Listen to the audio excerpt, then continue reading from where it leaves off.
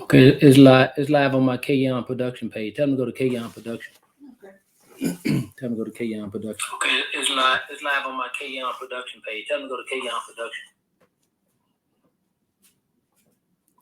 Hey everybody. Hey y'all come over here to K-Yon production. I don't know what's going on with my K-Yon page.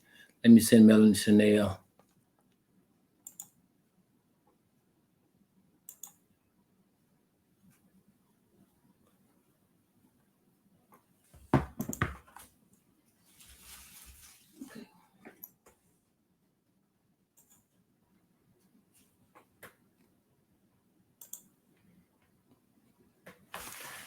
Yeah, it's on my K-Yon production page.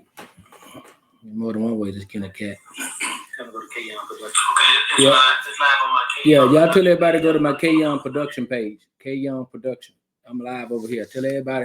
Hey everybody. Liz and Deborah. Y'all hear everybody that's in the feed line. Tell them to go to K-Yon production page. Thank y'all. Thank y'all. There we go. Yeah, tell them to come over to K-Yon production. Yeah, we're gonna get it right. There she go. There she go. There she go. There she go. Hey, I got about 3 pages for the misanthropics.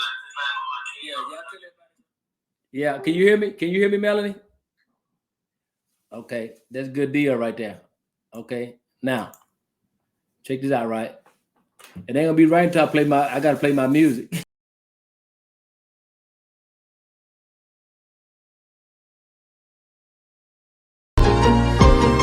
Hey, it's off the record. It's Wednesday night. Everybody alright? It's off the record. It's Wednesday night. Hey, you better hold on tight. It's off the record. It's Wednesday night. K-On, I think they're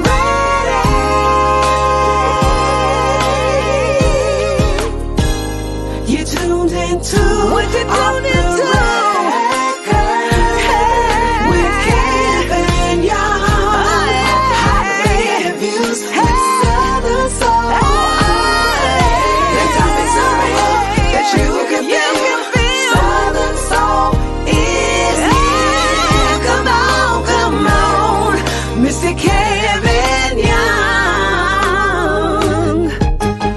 Give me my theme music.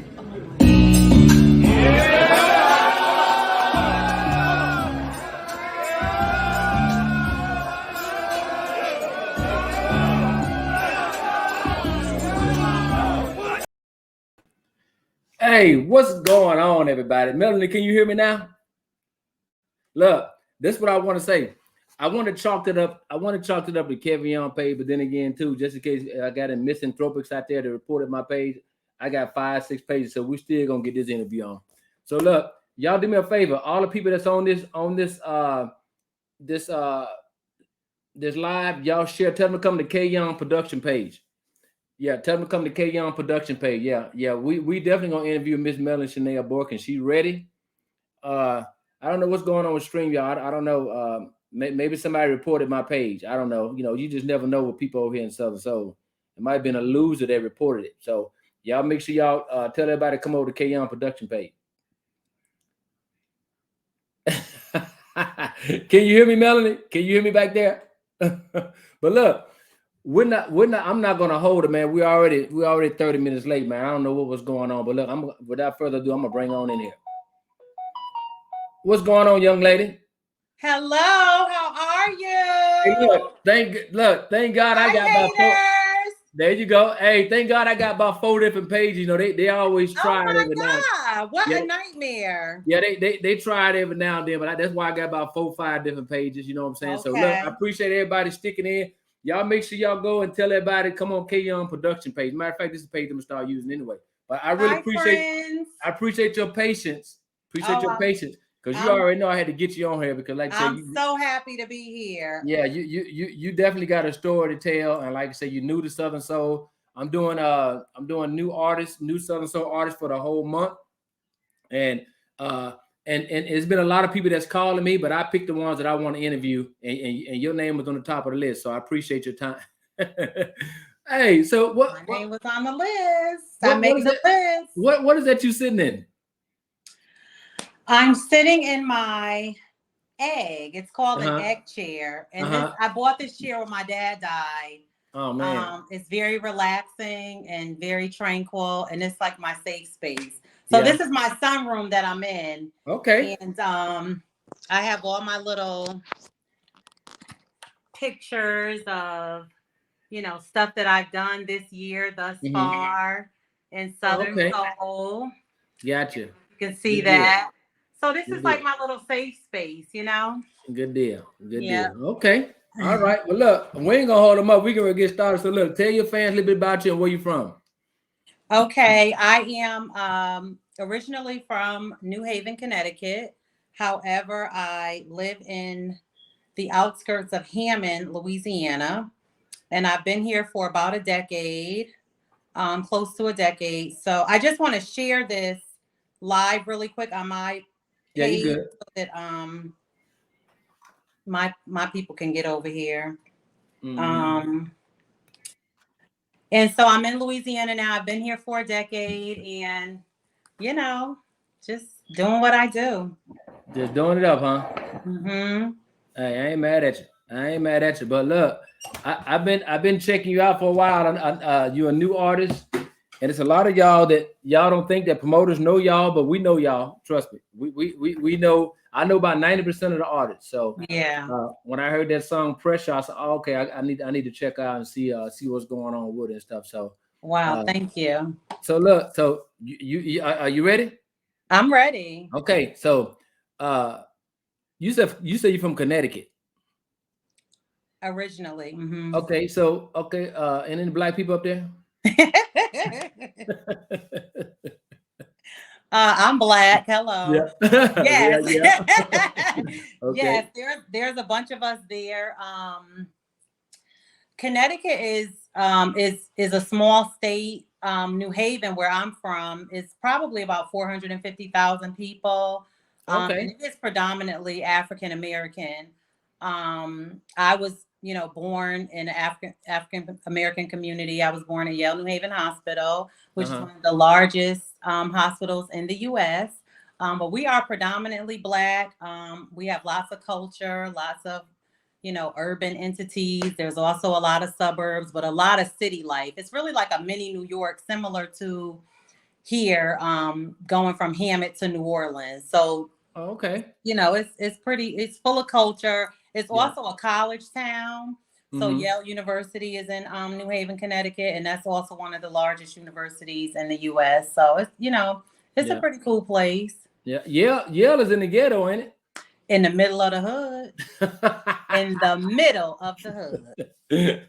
Yes, sir. Wow. One of the most prestigious universities right there in the hood. So let me Right ask you there a in the hood. question. And let me tell So you something, they gentrify yeah. all of our communities. They buy plots and plots of land and just build, build, build, and it's all tax free because they're a school.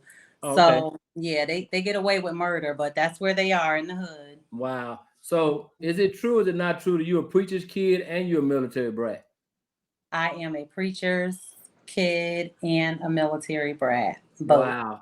So look, I'm just being honest. All the damn preacher kids I met was bad as hell.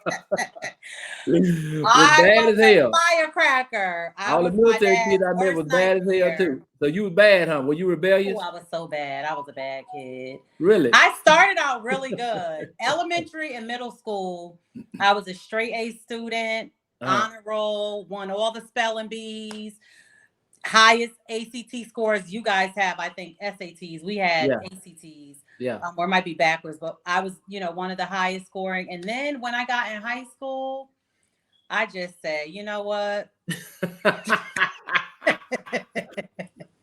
And I just rebelled. I just rebelled. I didn't care. Wow. Yeah. But we do things and then we come back around and you never forget what you were taught, what you were raised. And I always had my foundation. I was always in church. So I knew the word, I knew God. And Hmm. he brought me back, to a peaceful place. It just took a little time. Okay. So Mhm. military kid, why you enjoying the military? I really despise the military, to be honest, because every time I would meet people, I mean, I lived in a bunch of states as a kid. Yeah. And it just wasn't fun. You know, it wasn't fun. It was fun meeting people and it was fun building relationships, but then they will be torn away You at gotta like leave. drop of a hat. Yeah. And I just hated that. I never got to form like stable, long-lasting friendships or relationships because we were picking up moving shortly after. Some of my friends I still keep in contact with. Like I have a best friend. We've been friends for 40 years. Okay. But most of my friendships, didn't last because we never got to, really grow together. And that kind of sucks. Yeah. But we I the love same my way. dad, and that was what he chose, and he's an honorable person. Yeah. He was a great father. He Mhm. was a single father because my mom passed when I was 7 years old. Oh man, I'm sorry to hear that. Yeah, so we were very, very, very close, like best friends, and he did an amazing job. He was a great dad. Yeah. I just hated the military because I Yeah. hate, that piece of it. Yeah, we was the same way because I hate to leave my girlfriend. I had to leave my little girlfriend That's behind. right. So you mad you had to leave your little boyfriend? You had to Oh leave man, I your had to leave boyfriend? my first love. I was devastated. Oh my God. He was the love of my life in sixth grade, and I had to leave him. I didn't like Yeah. that. Yeah. Mhm. So you have that? Do you have that military mindset like your dad? Because I'm pretty sure it poured into you, huh? Yeah. Yeah. My dad was very disciplined. Yeah. I learned to do a lot of things early. I learned to iron, to cook, prepare meals, set the table, clean the house, bottom clean. Some people don't know what bottom cleaning is. Yeah. Bottom clean is when you clean You your clean everything, the bottom of the table, the cracks everything. Yeah. all of Yeah. that. So my dad was, he was very militant and very disciplined, and he had a lot of structure with how he wanted things done. Yeah. And I picked up all of those habits. I was, Yeah. the same way with my children, and I'm even like that with my granddaughter now. Mm-hmm. I hate a mess. I'm OCD about, Yeah. spills on the floor and all that kind of thing. Yeah. But in other ways, I was more rebellious. The things that I resented about my dad, those are the things that I went and did because I just wanted to prove a point, Yeah. But it all came back, and all of the things that he was, I am. I'm punctual. Yeah. I like being on time for things. Yeah. I like to dress a certain way. My sons had to wear their shirts tucked in school. That's right. All that kind of stuff. That's right. Yeah. Yeah. I tell the story when my dad's an Air Force guy, 21 years, 22 years. Wow. And we hated when my mama had to leave. Mm-hmm. My dad took over. He said, "Hey, you get up Saturday morning, get your hands on something. Get your hands on something. Quick and look, fast." I know. And look, here's the killing part that he go to the store and buy some bread, and he only going one time. You only getting one piece of bread. You ain't getting no two pieces of bread, no sandwich. You gonna fold it up. And did you have to eat a lot of beans? Because we had to eat beans. Yeah. I'm like, Dad, why do we have to eat beans every night? I hate beans now. That's right. I can't eat beans today. Yeah, I love beans. Ate so many beans as a kid. Yeah, but look, he used to tell her he go to the store, he go get some milk. He said, "You're not drinking up all this milk." He said, I'm not mama. I'm not going back in the fourth to the That's store. Right. All yeah, but he be on my live and stuff too. So let me ask you this question right here. Mm-hmm. I heard your whole family was musically inclined. Is that true? Not my entire family, but many of us. All of my sisters sang. My dad, was a singer. He actually had a secular band, and then when he got in the church, he had a quartet group, the Southern Wonders. So my brother plays instrument, bass, and drums. Most everybody plays an instrument. My son plays piano and guitar. My youngest son, he's an artist as well. He's in hip hop. Most of us have some form of music inclination. We do something in music.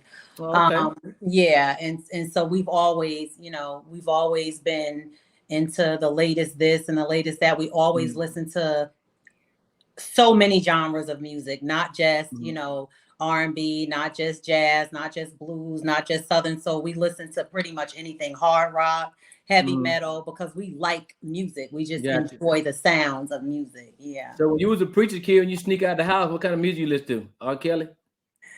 No, when I was sneaking out the house.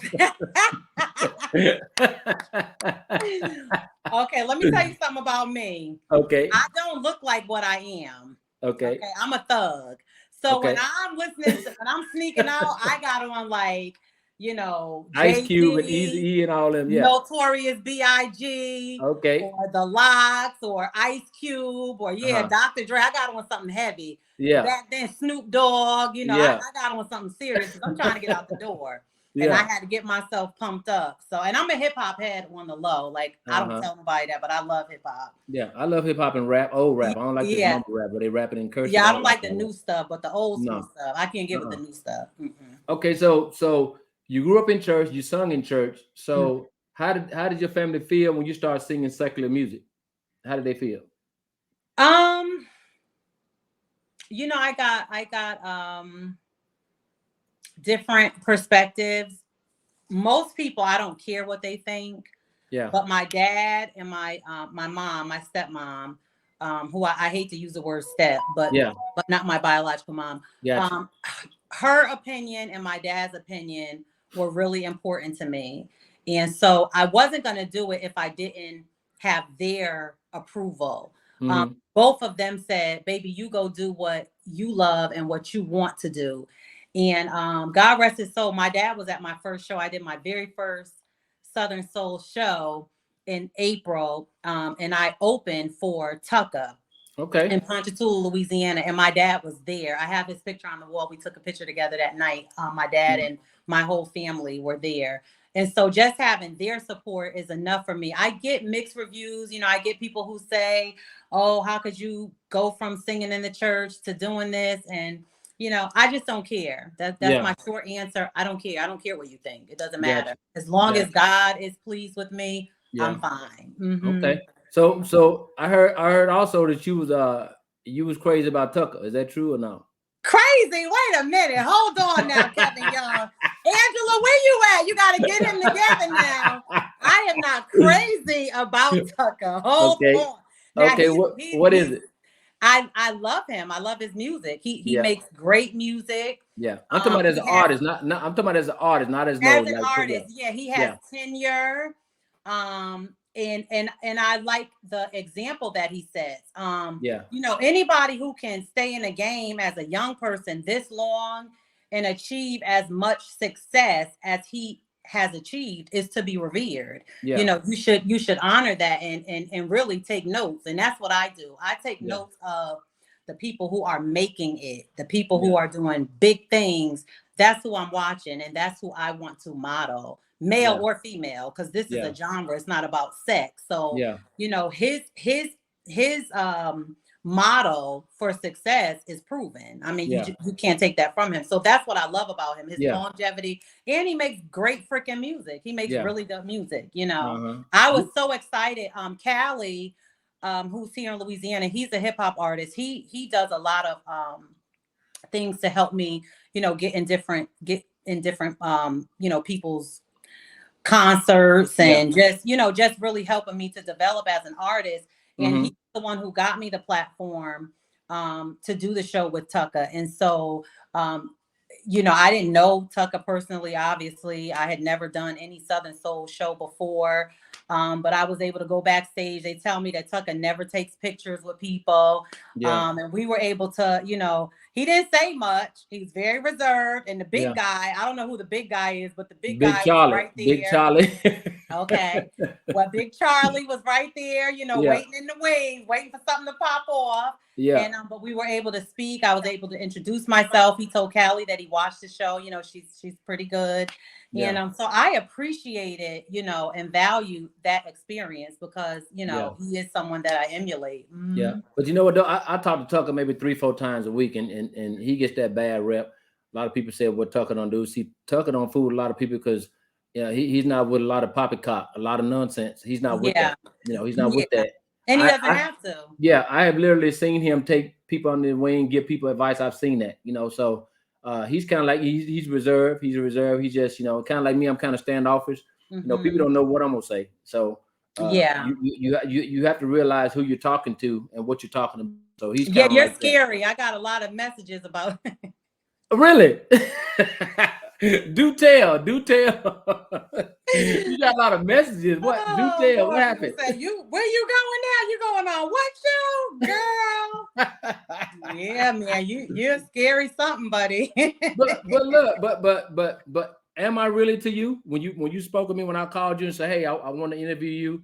I mean, I'm just all about business and see what our people. I'm telling you right now, if you're a liar, if you're a manipulator and a user, you're not gonna like K Young because you can't do that with me. Yeah. You cannot do that with me. I don't kick the can down the road. I call it like I see it, respectfully.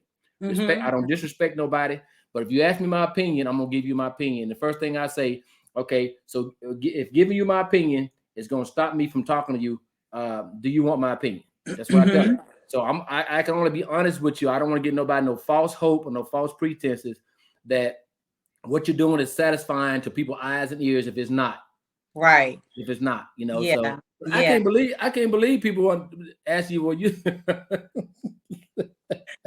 They say, I can't girl, believe that. you sure you going up there? Yeah, I'm going, honey. But do you watch Off the Record, right? I do every Wednesday. Okay, I probably missed 2 or 3, and I hated that I missed those. But I'm in real estate school, and sometimes I get caught up with that. But most Wednesdays, I'm on the podcast. But we don't do nothing to hurt nobody over here, do it? Not that I've seen. I actually enjoy it because I enjoy the depth of the conversations. I enjoy that we get to hear from different artists, different DJs, different promoters. There's such a conglomerate of different people that make up the genre, and being able to just glean and learn. I'm a learner. So I'm a person that I want to know stuff. You know what I'm saying? I want to know how this person made it. What did they do? What's the background stuff? What's the business? And what's the drama? I want to know that too, so I know what not to get into. Exactly. So I really appreciate the depth of the conversations. And then it's a little funny as well. You get some comedy, sometimes you get a little drama. Yeah. And it's a great show. So I watch it for fun sometimes just to see who's getting ready to say what or do what. Oh, you know. Watch you get people together. Oh yeah, look, you'll be amazed how many messages I get from y'all fans. What they say about the podcast, and I post every now and then when a fan. I got so many posts. I saw one that you posted recently. Yeah, they send me so many things, but because you got a lot of naysayers out there. To me, you're a loser if you let somebody convince you to dislike somebody that you don't even know. Yeah, you don't even know. You're not gonna tell me nothing about Melanie Chanel unless I meet you, unless you do something to me. But over here for some reason in Southern Soul, you have that with not everybody. It's maybe a handful of them over here to try to convince people to dislike somebody because you have done them a wrong, break you, or they have boundaries, or they're about correction and not deflection. They don't want to deal with you. Yeah, I've experienced that already. I've experienced, different scenarios where people have tried to, just say, not really bash, but just say things that give you a kind of view. Yeah. And I'm like you. I judge people based on what I know about them and my experience with them, and I'm never gonna, not participate or not be a part of something based on somebody else's opinion, because we all have an opinion, and a lot of us are assholes. I'm just real and don't know it, but you're ready to talk down about somebody else. So I don't do that kind of stuff. And even with the messages and the calls that I got about this show were really in jest. It was nothing like he's nobody said anything really negative. It really was like, aren't you afraid kind of thing. I'm like, no, I'm good, because you posted it's the #1 podcast. You posted #1, baby. In my book, #1. I appreciate that. I appreciate it. So let me ask you about Southern Soul. Okay. Why did you decide to sing Southern Soul, and what does Southern Soul mean to you? I'll be very honest. On the East Coast, there is no Southern Soul. Oh, okay. There's no it's limited. I'll say it that way. Okay. From in the tri-state area, at least, I had never heard anything about Southern Soul. But when I would come to Louisiana, even as a kid, because my dad retired here, even when I was in Connecticut, my dad was, sometimes here. Yeah. And so I would come down, and my stepsisters, who are my real, I call them I don't use the word steps. Gotcha. So when I say sisters, I mean my extended family. Gotcha. My sisters would bring me to trail rides and to different like rodeos. We would do all of that stuff when I would come here, and it was just so different from what the East Coast has. So it's like taking a vacation somewhere. You go to Puerto Rico, you do what the Puerto Ricans do. When you go to, you know what I'm saying? So when I would come here, I would be doing what they did, and I really just developed a love for that style of music because it was so fresh and different from what we had on the East Coast. Yeah. I learned about Tucker from a trail ride, and he wasn't what he is now when I first learned about Tucker, but he was the first Southern soul artist that I ever knew of. Oh, okay. And so, once I moved back here, I wasn't doing anything in music except church. But once I decided that, I want to put a song out, I thought to myself, I'm here. There's no other music here that I would never do R&B, because R&B is like not the same. It's not good music anymore in R&B. Unless you have the traditional older R&B artists, people who've been around a while. But new R&B is not, it's like rap. It's singing rap. And I know I wasn't going to do that. So the next thing was soul. And so, there is no rhyme or reason for why I picked soul. I could have picked anything because I don't want to be in any particular box. It just so happened that Southern soul was the box. Gotcha. I worked with Cecil Green, and Cecil Green does a lot in the Southern soul industry as far as production is concerned. And so it just made sense. He's my producer. I'm putting this kind of song out. Okay, so this is where we're going to put it at. We're going to put it in Southern soul. Yeah. Now, I heard you stop singing at one point. You stopped singing, right? So why did you stop, and what made you stop, or why did you stop, and when did you start back? It just wasn't fun no more? Well, I sang my whole life because I sang in the church. Yeah. I led the praise team. I sang in the choir. I was a choir director. I, did my first solo in church. I've been in church for a long time. So I've always sang. However, there was a period when I was young, in my early 20s. I had tried to do something in the secular industry, and my late husband, who was my ex-husband, was my manager at the time. And we just, I didn't have really good experiences. And so the experiences were kind of draining. At that time, you didn't just, you wouldn't just get, you're not going to just get a record deal. There's a lot of, pull and give. Yeah. And he was not willing to, give me that room to do what really needed to be done. Not anything illicit, but just, really get out there and grind. I was a young mom. I had small children, and he just wasn't with it. He was like, no, this isn't happening. And so I just, I put it on the back burner. I raised my kids. My sons are grown now. They're 25 and 21. And so I didn't sing, not because I didn't want to, not because I didn't have the passion. Yeah. It was just like many of us, many mothers, many, even some husbands do this. You have a dream, but you put your dream on the back burner to make sure, that your kids are successful and that your family is whole and, running properly. And so that's what I did. I just gave up on myself for a little while. Yeah. And once my kids got grown, they went off to college, and I was in the house by myself. And whoa, that is, that's a whole nother animal, because what am I going to do? I got this big house, and I'm in here with no one. Yeah. And so I would journal, I would write and do different things like that. And I always journal. And so I have a bunch of songs. I mean, I probably have like 60 songs in my, between my journals.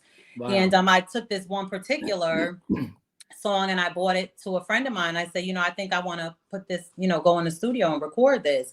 And everybody really that I told, which was probably 2 or 3 people, thought I was crazy, including him. Like, girl, what are you talking about? Like, what? You're 45. Well, at this time, 44, you're 44 years old.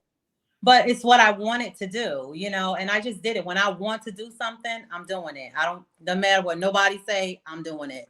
Yeah. And I just, you know, I did it, and this, you know, this is the fruit of it. So you said no matter what nobody. So if a man tell you to do something, you know you're supposed to follow orders because you was oh made from a man, go man's ahead rib. with that. Go ahead.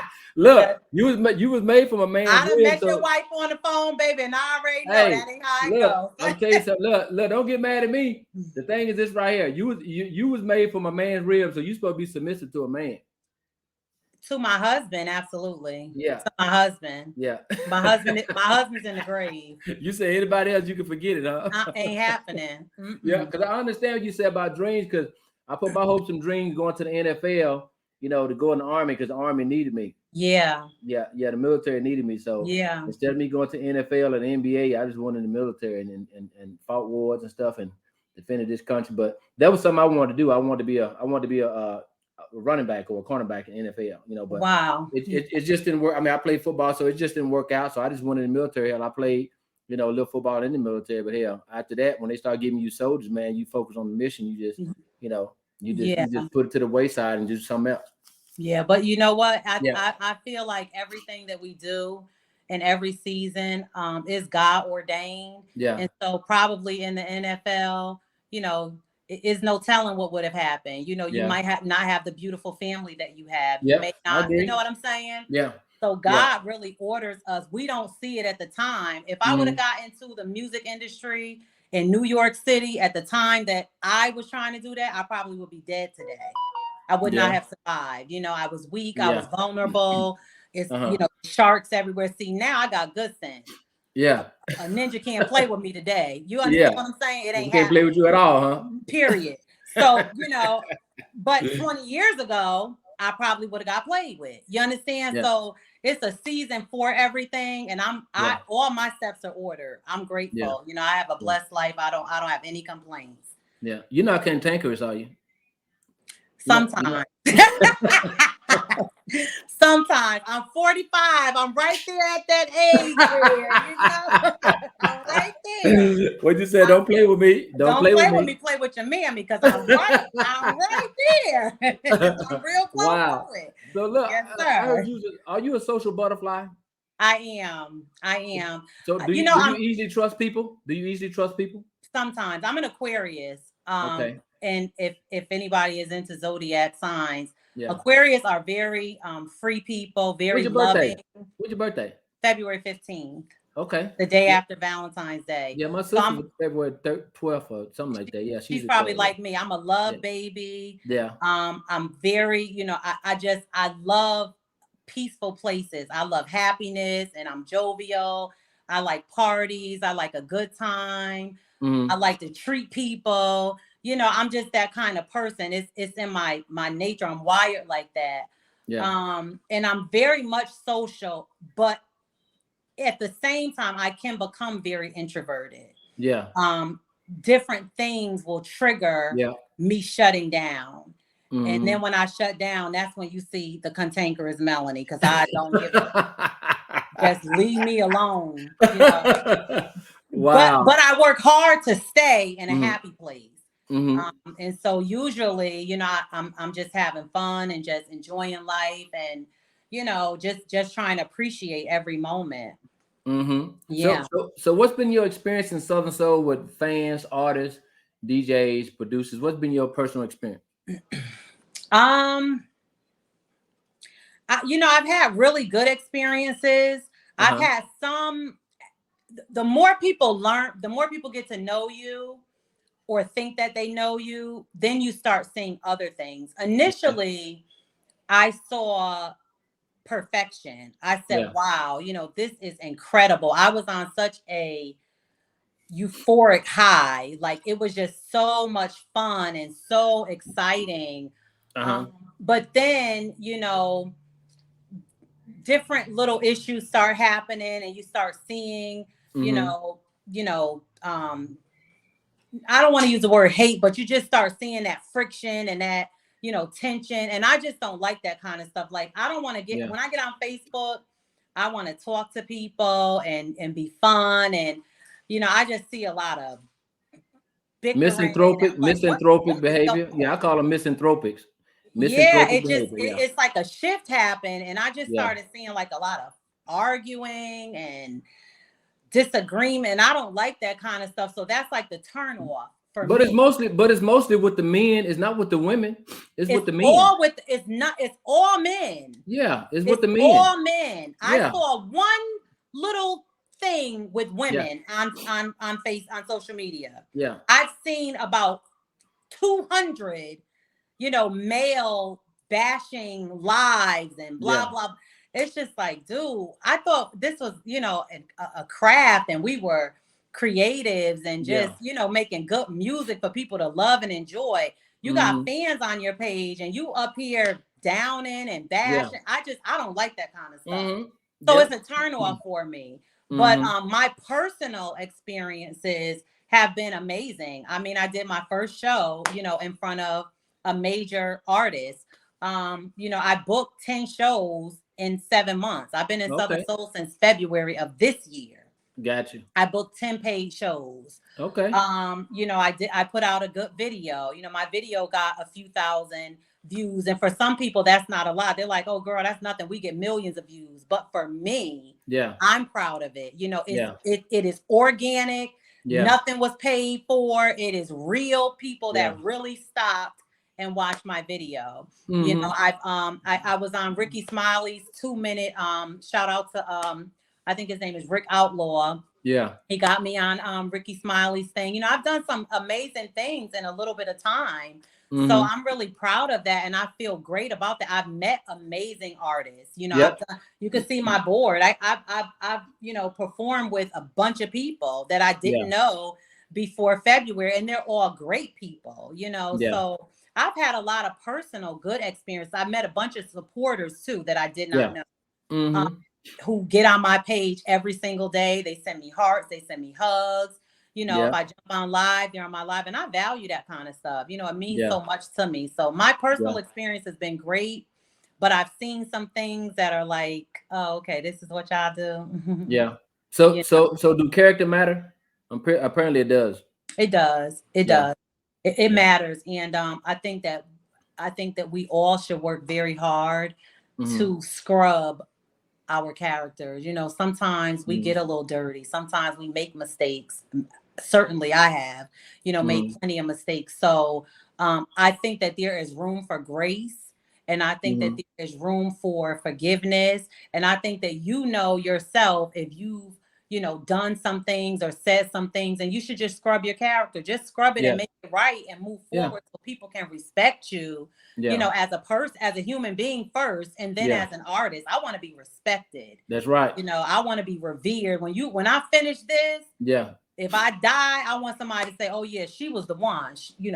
She came with something. And so you have to work for that. It doesn't come overnight. Some people got a silver spoon. Some people had a great, life, and some people didn't. But you can still be, of good rapport and of good character, but you have to work for that. You have to do it. You can't get on Facebook every day calling people names and bashing people families and talking down and then take it down. And then take it down. And then take it down. Why you took it down? Leave it up. Yeah. See me, if I put it up, it's gonna stay up. Yeah. It's up there forever. Yeah. It's on in the archive.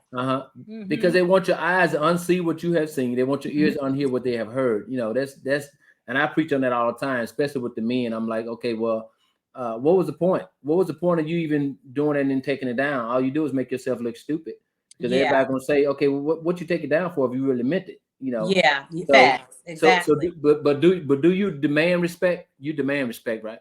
I do. Yeah. And if you don't respect me, it's okay. But you won't be in my presence. You'll be somewhere else. You won't be around me. So look, it's only two people that I know that's got a different swag. That's you got. No, not you. Okay, you got an East Coast swag, and Didi Simon got the West Coast swag. So how does that fit in with your Southern? Because I know your history or your roots come from Louisiana, right? But you moved away and came back. So how does that fit in with your East Coast swag? Because East Coast and West Coast totally different from the South. Yeah, y'all totally. Demeanor, y'all movement, y'all think it's totally different. So how is that fitting in for you? being originally from the East Coast, Yeah. I was born in Connecticut. So I was born there and came here. You can't undo, you just can't. Yeah. I could try to put on some other kind of accent. It's fake. And what I am is I'm a very genuine, whatever you see, that's what it is. You know, I don't put on any kind of pretense. I don't try to be anything that I'm not. And so so for me, I'm just different. And I understand that some people are going to embrace my difference and some people are going to say, what the F, what is she doing here? And I'm okay with both. I don't care. Yeah. I don't care about opinions. I know who I am. I'm very secure. I'm very confident. And it is what it is. This is me. I'm here, but I do have, an accent. I do dress a little different.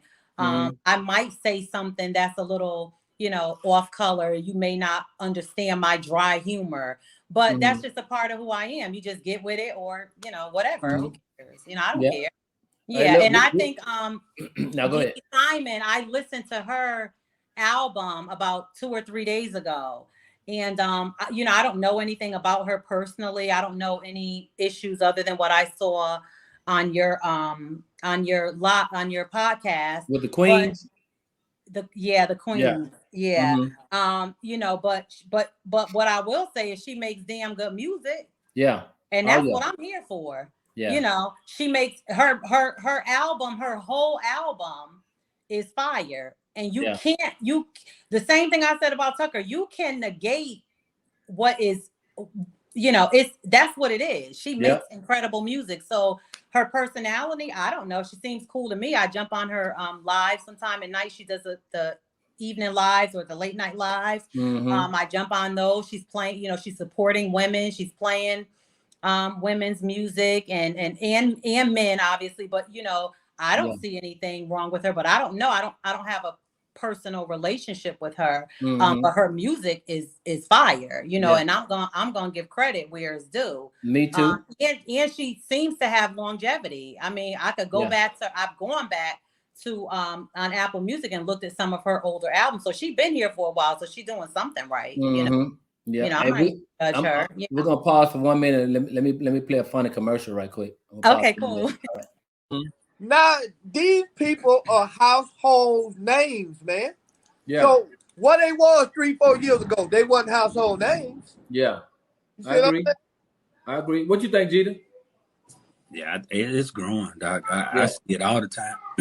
It's to a point now I can't go to everywhere I go. Somebody knows me.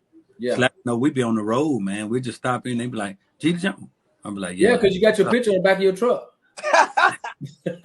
I be in a van sometimes. Hey, we been to church van, man. Oh, okay. We're getting out the church van, Yeah. Oh, okay. Yeah, Tom. Yeah. Hey, that my boy Jeter Jones and Slackhead came on here. But look, I want to play your song Precious. Okay. Yeah, Precious is pressure. Pressure. Yeah, not Precious. Already. Come on now, Kevin Young.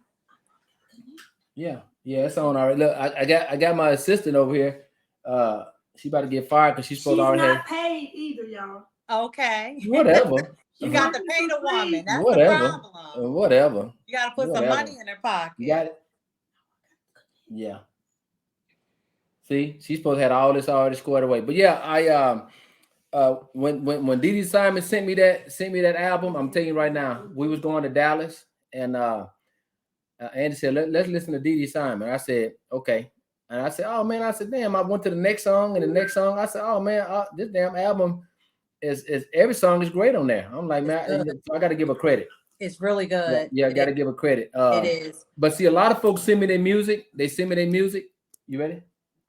A lot of folks send me their music and they ask me, hey, Kevin, what do you think? And I'll give my honest opinion. You got it? Are we gonna play your song right quick? Okay. Y'all listen to this. This is you gotta go buy it. Get them. Hey, that's a nice song right there. Yeah, people asking who produced it. Yeah, send her a message unless you want. Cecil Green is the producer. Cecil Green and Lafayette produced it. I wrote it. And this is my baby. This is like my first Southern soul song. So this is like my heart. And I'm watching some of the comments. I want to just say thank you to you guys who like the song and love the song. I appreciate that. Okay. Yeah. That's good. That's good. So look, you ready to get hot? Let's get hot. Oh no. Hold on. Can I drink a sip of my grape juice? Yeah, go ahead. Go ahead. This is my communion juice, y'all. It's not what you think. No, you're a new artist, so now we ain't gonna get too hot. Okay. So I'm ready. Now you say you were open book, right? So you ain't got nothing to hide. So I saw you posted that you received a pardon. So I did. Can you explain that? Sure. Over 2 decades ago almost, I was, involved in some crime. I won't say what. Yeah. But both myself, my ex-husband, who was my late husband, we did, I did a year. I had a 10-year sentence. It was suspended after 5 years, and I actually only did 1 year. And so probably about 5 years ago, I decided that, even though it never really followed me. I'm a college graduate. I've always had a good job. And so it didn't really hurt me in any way financially. I was able to do everything that I wanted to do. However, it was an eyesore for me. And I knew that my life had changed. I was a very different person. And I just wanted those things in my past to be erased. I didn't want the stigma that comes with, being a felon. Yeah. And so I did the work. I hired an attorney, and shout out to Amir Mega, who runs a pardon program. I got with him, and he helped me pull a bunch of stuff together. And I went for it. And once the pardon board, who was comprised of different people, it was, I think, 7 of them. They heard my story. They check your records. They go back, I think 25 or 30 years, something like that. And they really scrutinize you with a fine-tooth comb. Yeah. I had done so much philanthropy and so much community service that was never anything that I needed to do. Just my life had changed, and those were some of the things that I did. And all of that stuff mattered. And so they gave me an absolute pardon. I was unanimously voted for my pardon. And I posted it. Some people think when you post things, you're bragging or something like, who can brag on being a ex-con? I'm not bragging. I was really wanting people to see that, no matter what you've done, no matter who you are, no matter what your background, that you can change and you can be better. And it just takes work. You just have to, work and improve yourself. The same thing we're talking about character. You got to work to have character. And so I did the work, and I was proud of that. And I wanted to show other women who, maybe you were in an assault, you assaulted somebody, or you had an assault case, or maybe you did deal drugs, or maybe you did abandon your child, or whatever other things that we do to get ourselves in compromising positions, that you can fix that, and you can change, and you can be better. And I am an example of that, of what better represents. And so so I'm record free, crime free, I love it, and I'm not afraid to share that. I'm actually writing a book. I'm on the last leg of the book, and it's probably going to be sometime in 2023, but it's going to tell my whole life story. And a lot of things will make sense to a lot of people. But that's something that I wanted to share, because I wanted people to really see that, we all have a past. Nobody's perfect, and nobody can judge somebody else. I can't, my dad was great. My father was a grade A dad. And I still, took a wrong turn, because sometimes that's what we do. I chose a drug dealer. I married a drug dealer. I can't change that. It's a part of, what my history is. But, I'm better today. And so, that's the message that I'm sending. Now you're going to put the part where you was a stripper in there too? Now, I was not a stripper. Let me tell you something though. Hold on, because I thought about it one time. I thought about it one time. I said, girl, you got this bad body. You better go down there and do. But I never did. I never did it. I've never really had to. I never had to hustle. That's the thing. I never had to do everything I did. I just was literally being a freaking butthead. There was no reason. I wasn't on drugs. I wasn't deprived. I wasn't homeless. I just really was rebellious. I really didn't care. Yeah. You know, but I never had to do anything by force, you know. Yeah. Just, you know, it's the life that I was living. So do you be twerking out at the shows you on? I can't twerk, y'all. Whatever. Every black woman can twerk. My sister be trying to teach me how to twerk. I could get one up and the other one won't go nowhere. Just watch Jazzy Lee. Just tune in to Jazzy Lee page. Jazzy Lee know how to twerk. Jazzy Lee, you got to show me. You got to do a tutorial for me. Because I will twerk. I just don't know how to twerk. I know how to do a little something. I know how to dance, but I can't twerk. Do you do that? Do you raise your hands up, the knee thing, whatever? What's that? The knee challenge? Yeah, the knee challenge. Do you do that? The knee challenge. I got good knees. Yeah, you gotta watch Jazzy Lee page when she do that knees up challenge. I gotta go watch that. Yeah, Jazzy Lee.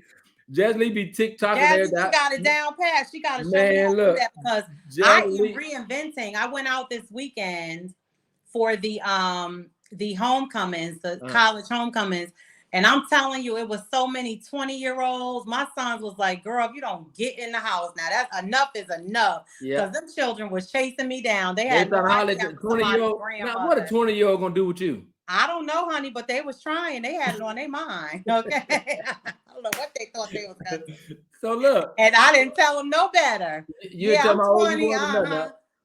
You tell my old you were? You older to be their mama? Some of them.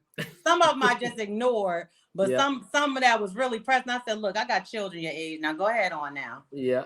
So I know I can handle some. I can handle that. No, you can't handle this. Go ahead now. I told you, go ahead. So look, now was it true that you was gonna be a first lady? I can't see that. Ooh, Kevin. I cannot see you being no first lady. This baby here, Jesus.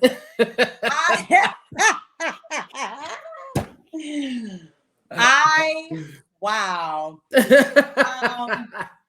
Wow. Yeah. I dated a pastor for a very long time. I dated a pastor and you know, great person, you know, great 13 years. And yeah, it just, you know, I went this way, he went another way. You was gonna be the first lady of the church, so that means you gonna be.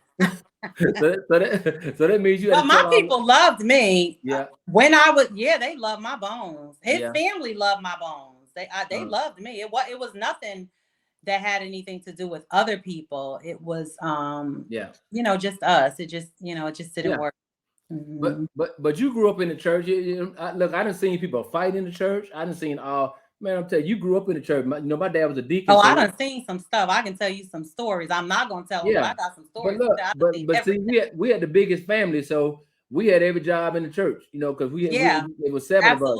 Absolutely. Yeah, so we had every job in the church, and so we used to hide. You know, my dad was okay. You know, it's time for church. We used to go hide.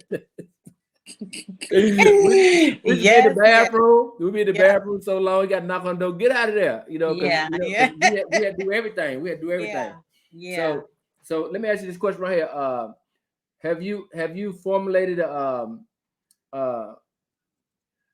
friendship with DJs to play your music? And if not, do you get upset if they don't play your music? I'll answer the second part first. Absolutely not. I don't know every DJ, so I don't really know who's not playing it. Yeah. But I know who is playing it. And you know, when I put Pressure Baby out in February, I'm not going to tell you what I did, but I was able to get my hands on about 40 email addresses for DJs. Okay. And I personally, myself, went through each email and sent my music to them. Okay. Nobody told me to do that. Nobody prompted me. I was not, I didn't have a team. Then it was me, Ephraim, and Callie. None of us were in Southern Soul, so none of us knew a doggone thing about who to send what to. I went on somebody else's page and I saw a list, and I copied the list and I went into my email and I sent it to them all. And I didn't know anybody and they didn't know me. However, DJ P Town, he's here in Louisiana. He's in Greensburg, I think. He was the first DJ to play Pressure Baby on his online on his platform. And then after him was DJ Odie, Big O. Yeah. And Big O played Pressure Baby on his live. And the next morning I went back to the live and there was about 26,000 views. This is his old page. Wow. Like something happened to his page got hacked or something.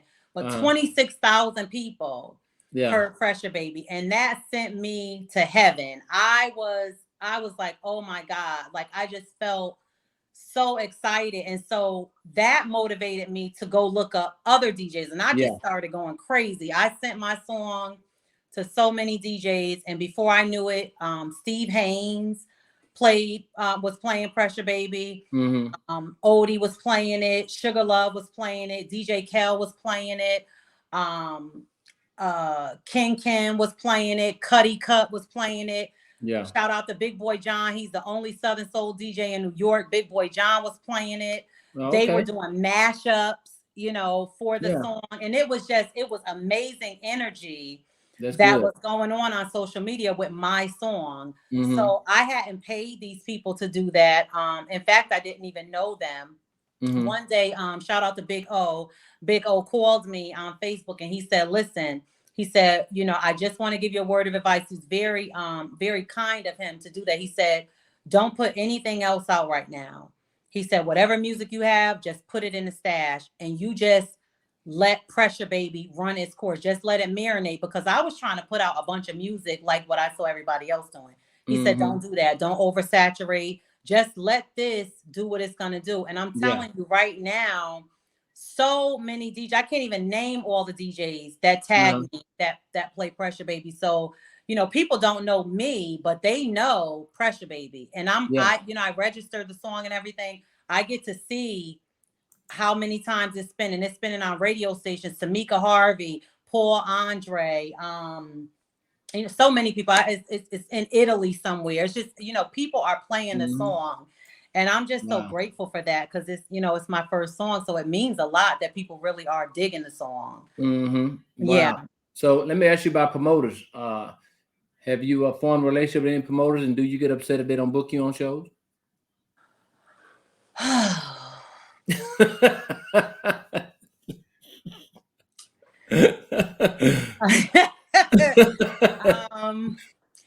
Well, okay, I'll say this. Yeah. Because I want to be, I want to be kind. And I don't want to be seen as, nasty. Yeah. Yeah. But I'm not mad that I don't get booked. I actually understand business. I majored in business, so I understand business, and I understand that to pay for something, to pay for anything, it has to be worth your while. You got to be paying for something. So I'm new. I'm 7 months in. I never expected to get a show this year. I had not anticipated doing any shows this year. I anticipated putting out content, building an audience, building a support base, and going from there. Just so happened that I started getting booked. Unbeknownst to me, somebody wanted to book me. Okay, great. Now, once you get booked, now there's a barometer. So if I get booked, I'm not going to go back down to, doing a promo show or a free show. It has to be worth it for me. Yeah. I'm already stable. I'm not doing music to feed my family. I'm not doing music to pay my house note or I'm doing music because I love music. Exactly. So it's different for me. Yeah. And I'm not going to go somewhere that is not fruitful just to say I got on a show. Now, some people do that, and there's nothing wrong with that. Yeah. If that's what you need to do or that's what you want to do, cool. It's just not for me. What I don't like is that as an artist, I have to be judged because I know my worth. I have to be judged because I set a standard for myself. Yeah. I know what I put into my music. I know the blood, the sweat, the tears, the money, the investment that I make in me. So no, I'm not going to shortchange myself, and I don't care who likes that and who doesn't like it, because guess what? You don't have to book me. It's not going to change anything. I'm still blessed. I still eat a good hot meal every night. Yep. You know, I'm not lacking, and that's what it is. Now, if it benefits me, Tucker Show was a promo show. I didn't get 5 cents for that. You think I cared? I'm performing in front of this man's audience. These people don't even know me. And he had a full packed house. Yeah. Absolutely, I'm gonna do that for free. Yeah. Right? It has to make sense. Yeah, it has to make sense. Yeah, absolutely. It has to make sense. Yeah. And if I had to drive to another state to do it, I still would have done it. If I had to fly to another location to do it, I would have done that with ease because it benefits me. Yeah. But what does it benefit me? No offense to anyone. Yeah. What does it benefit me to get on a show with 30 other artists that no one knows? Yeah. They don't know any of us. Yeah. So what am I getting up there doing that for free for? Yeah. There's no benefit. And I'm all about, if it don't make dollars, it don't make sense to me. So I just hate that I'm being, judged because I set a standard for myself. That's my standard. You could just take it or leave it, but you don't got to be mad at me. We don't have to, we just agree to disagree. Okay, cool. Or we could negotiate. We could do that. That's what I was going to ask you. Do you negotiate with the promoters? Absolutely. I don't have a formal manager, a booking manager. I have key people, Melody Hudson, she does a lot of my promotion. Shout out to Melody. Ephraim Brown, he's my brother. He's my friend. He's my, he does a lot of stuff for me behind the scenes that nobody knows about. Callie, same thing. So I have people that are in my corner, but I don't have a formal manager because I don't think that's necessary. At this point. At this point. I mean, for what?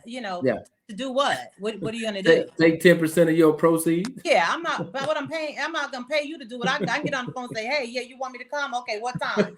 I can do that. I'm not about to pay you for that. So I'm just not gonna do that. That's why I don't see you. I don't even feel big. That's why I don't see you as no first lady or no church. Huh? That's why I don't see you as no first lady. I mean, it just doesn't make sense. A manager to do what? Yeah. Somebody that's getting 5 and 10 shows a week and they all over the country. Yeah, you need a manager. Yeah. I got an Apple iPad, an Apple Watch, and an iPhone. I got calendars in all 3. Yeah. I'm going to get on the phone with you. We're going to talk about what's what. And I'm going to negotiate if it makes sense. Yeah. But I bring my background singers with me when I go. I bring my team with me when I go. I travel with 5 people. Yeah. Sometimes 4 people. Okay. If I'm traveling with 4 people, I got to pay for all 4 of them to be there. I'm not going nowhere by myself. And at the time, I couldn't bring my gun with me because of my record. So I got to have muscle with me because you're going to die if you play with me. So that's why right there. So I'm traveling, I got expenses and I can't do that for free, not unless it makes sense. If it makes sense, I'm gonna do it. If not, I'm not doing it. So let me ask you that's the resistance that I face, and it's all good. It's not a problem. I'm not mad at nobody. I love people. I'm blessed. It's just business. I mean, it has to make sense. And what I tell people, you can't name not one artist. I've been a promoter since 2017 that I haven't paid for a show. Yeah. I don't believe in no free promos. If you got to get in your vehicle and drive 3, 4, 5, 6 hours, leave your family, leave everybody to come perform. I don't believe in you not but a room. I don't believe in that. And that's the running theme now. That's the running thing. Well, you should do. You need to do a promo show because you need to get your name out. Well, I'm not going to do that. Yeah, but a promo show, you can at least give them some gas in the room or something. You can give them something. Something. But I don't believe in that. I don't need gas. I'm gonna keep it real. I don't need gas. Yeah, I'm just saying. But I give them something. I don't have nobody come here. You should. Yeah, people, I don't do that. We're creatives. We're working. We're going in the studio. You know, we're paying Yeah. a band. You know, we're doing all kinds of stuff. Yeah, we should be paid. You know, we should be paid Yeah. for what we're doing because you're getting paid on the ticket end. You know, Yeah. you're gonna make some money, so let me make something. Don't Yeah. call me talking about come do this for free because you should. No, Yeah. I should not, and I will not.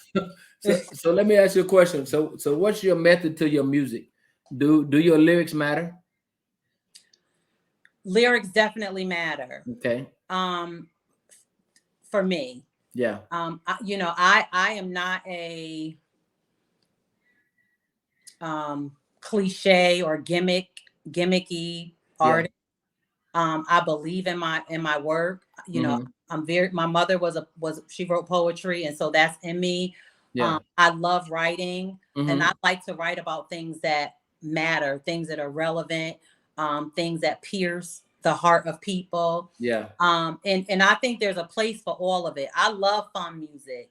You know, you know what music I really love is the dance. What is it? The not swing. What's the dance? Zydeco? The Zydeco? I love Zydeco. Yeah, me too. I like it. I love Zydeco, and I love the swing music, like Cupid, where you got to put a dance routine to it. Yeah, that's fun music. It's a place for that. It keeps the energy, positive and everything fun and easygoing. So I love that, but that's not my type of music. I am more of a, I write about my life. I write about experiences and things that, really are going on with women and men and relationships. That's my niche. And so, I think it matters. I think you have to be careful with, with different, audiences and who's going to be listening. Do you want your music on the radio, or do you just want to just make something for, the juke joint? It's up to you. It's a place for all of it. But for me, I want my music across the world. I want people to embrace MELANI from my soul. So that's the kind of music I'm making. And I'm just not gonna, I'm not gonna do anything. I've gotten phone calls and messages about, doing features with people and doing different songs with artists, and it has to make sense. I'm not gonna put myself out there and just be doing trash music. It's just, it's not me. See, people don't understand that when I say people got a brand. You don't see Calvin Richardson jump on a song with everybody. You don't see like TK Soul and all. You don't see them jump on a song with everybody all the time. You don't see Tucker and all of them. You don't see them because they have a brand. You have a brand. You have a brand you have to protect. So what benefit is it for me to get on a song with somebody who can't sing? All that's gonna do it. They're gonna say, "Man, you heard that Tucker song with so and so on it? Man, it sound horrible."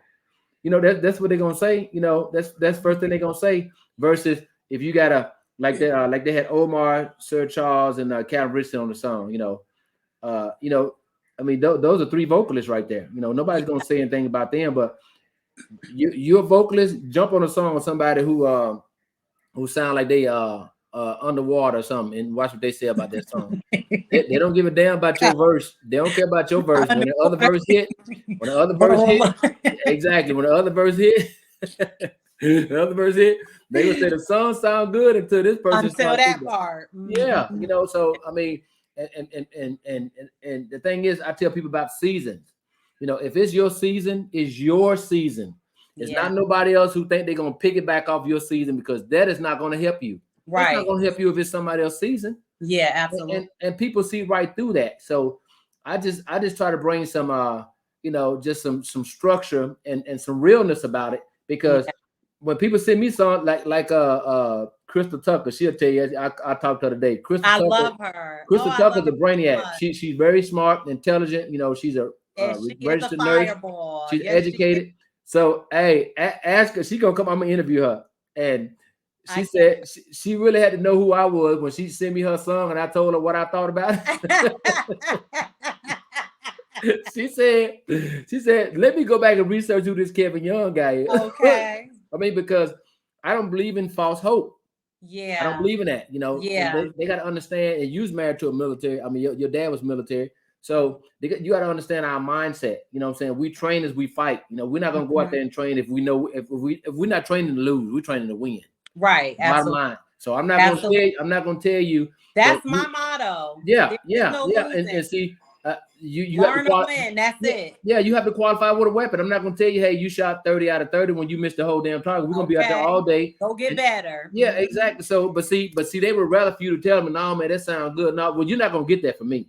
Right. Now, if I like it, I like it. I tell you, and look, and you know, my wife, she's a Mississippi girl, and she got Connie, Loanne, and Will, all her friends at Southern Soul. Yeah, they Southern Soul. So I said, hey, what do y'all think about this? It's not just my opinion. I send out to other people and say, what do y'all think? So I tell them my opinion. I say, hey, you got something else. Yeah. Send me something else. I don't particularly like that one. Then they might send me two. I say, okay, I like this one right here. So I do that. Now, are you objective? Are you? Of course. I'm both. I'm objective and I'm pessimistic at the same time. Both of them. I don't like it and it's trash. Goodbye. I'm both of them. If I like it, I give my objective ear. Yeah. If I don't like it, it switched to the pessimistic side. Okay. No, I just don't like it. I don't like it. Yeah. I don't find nothing heartwarming about it. I just don't like it. Do something else. Or your song sound too much like this person.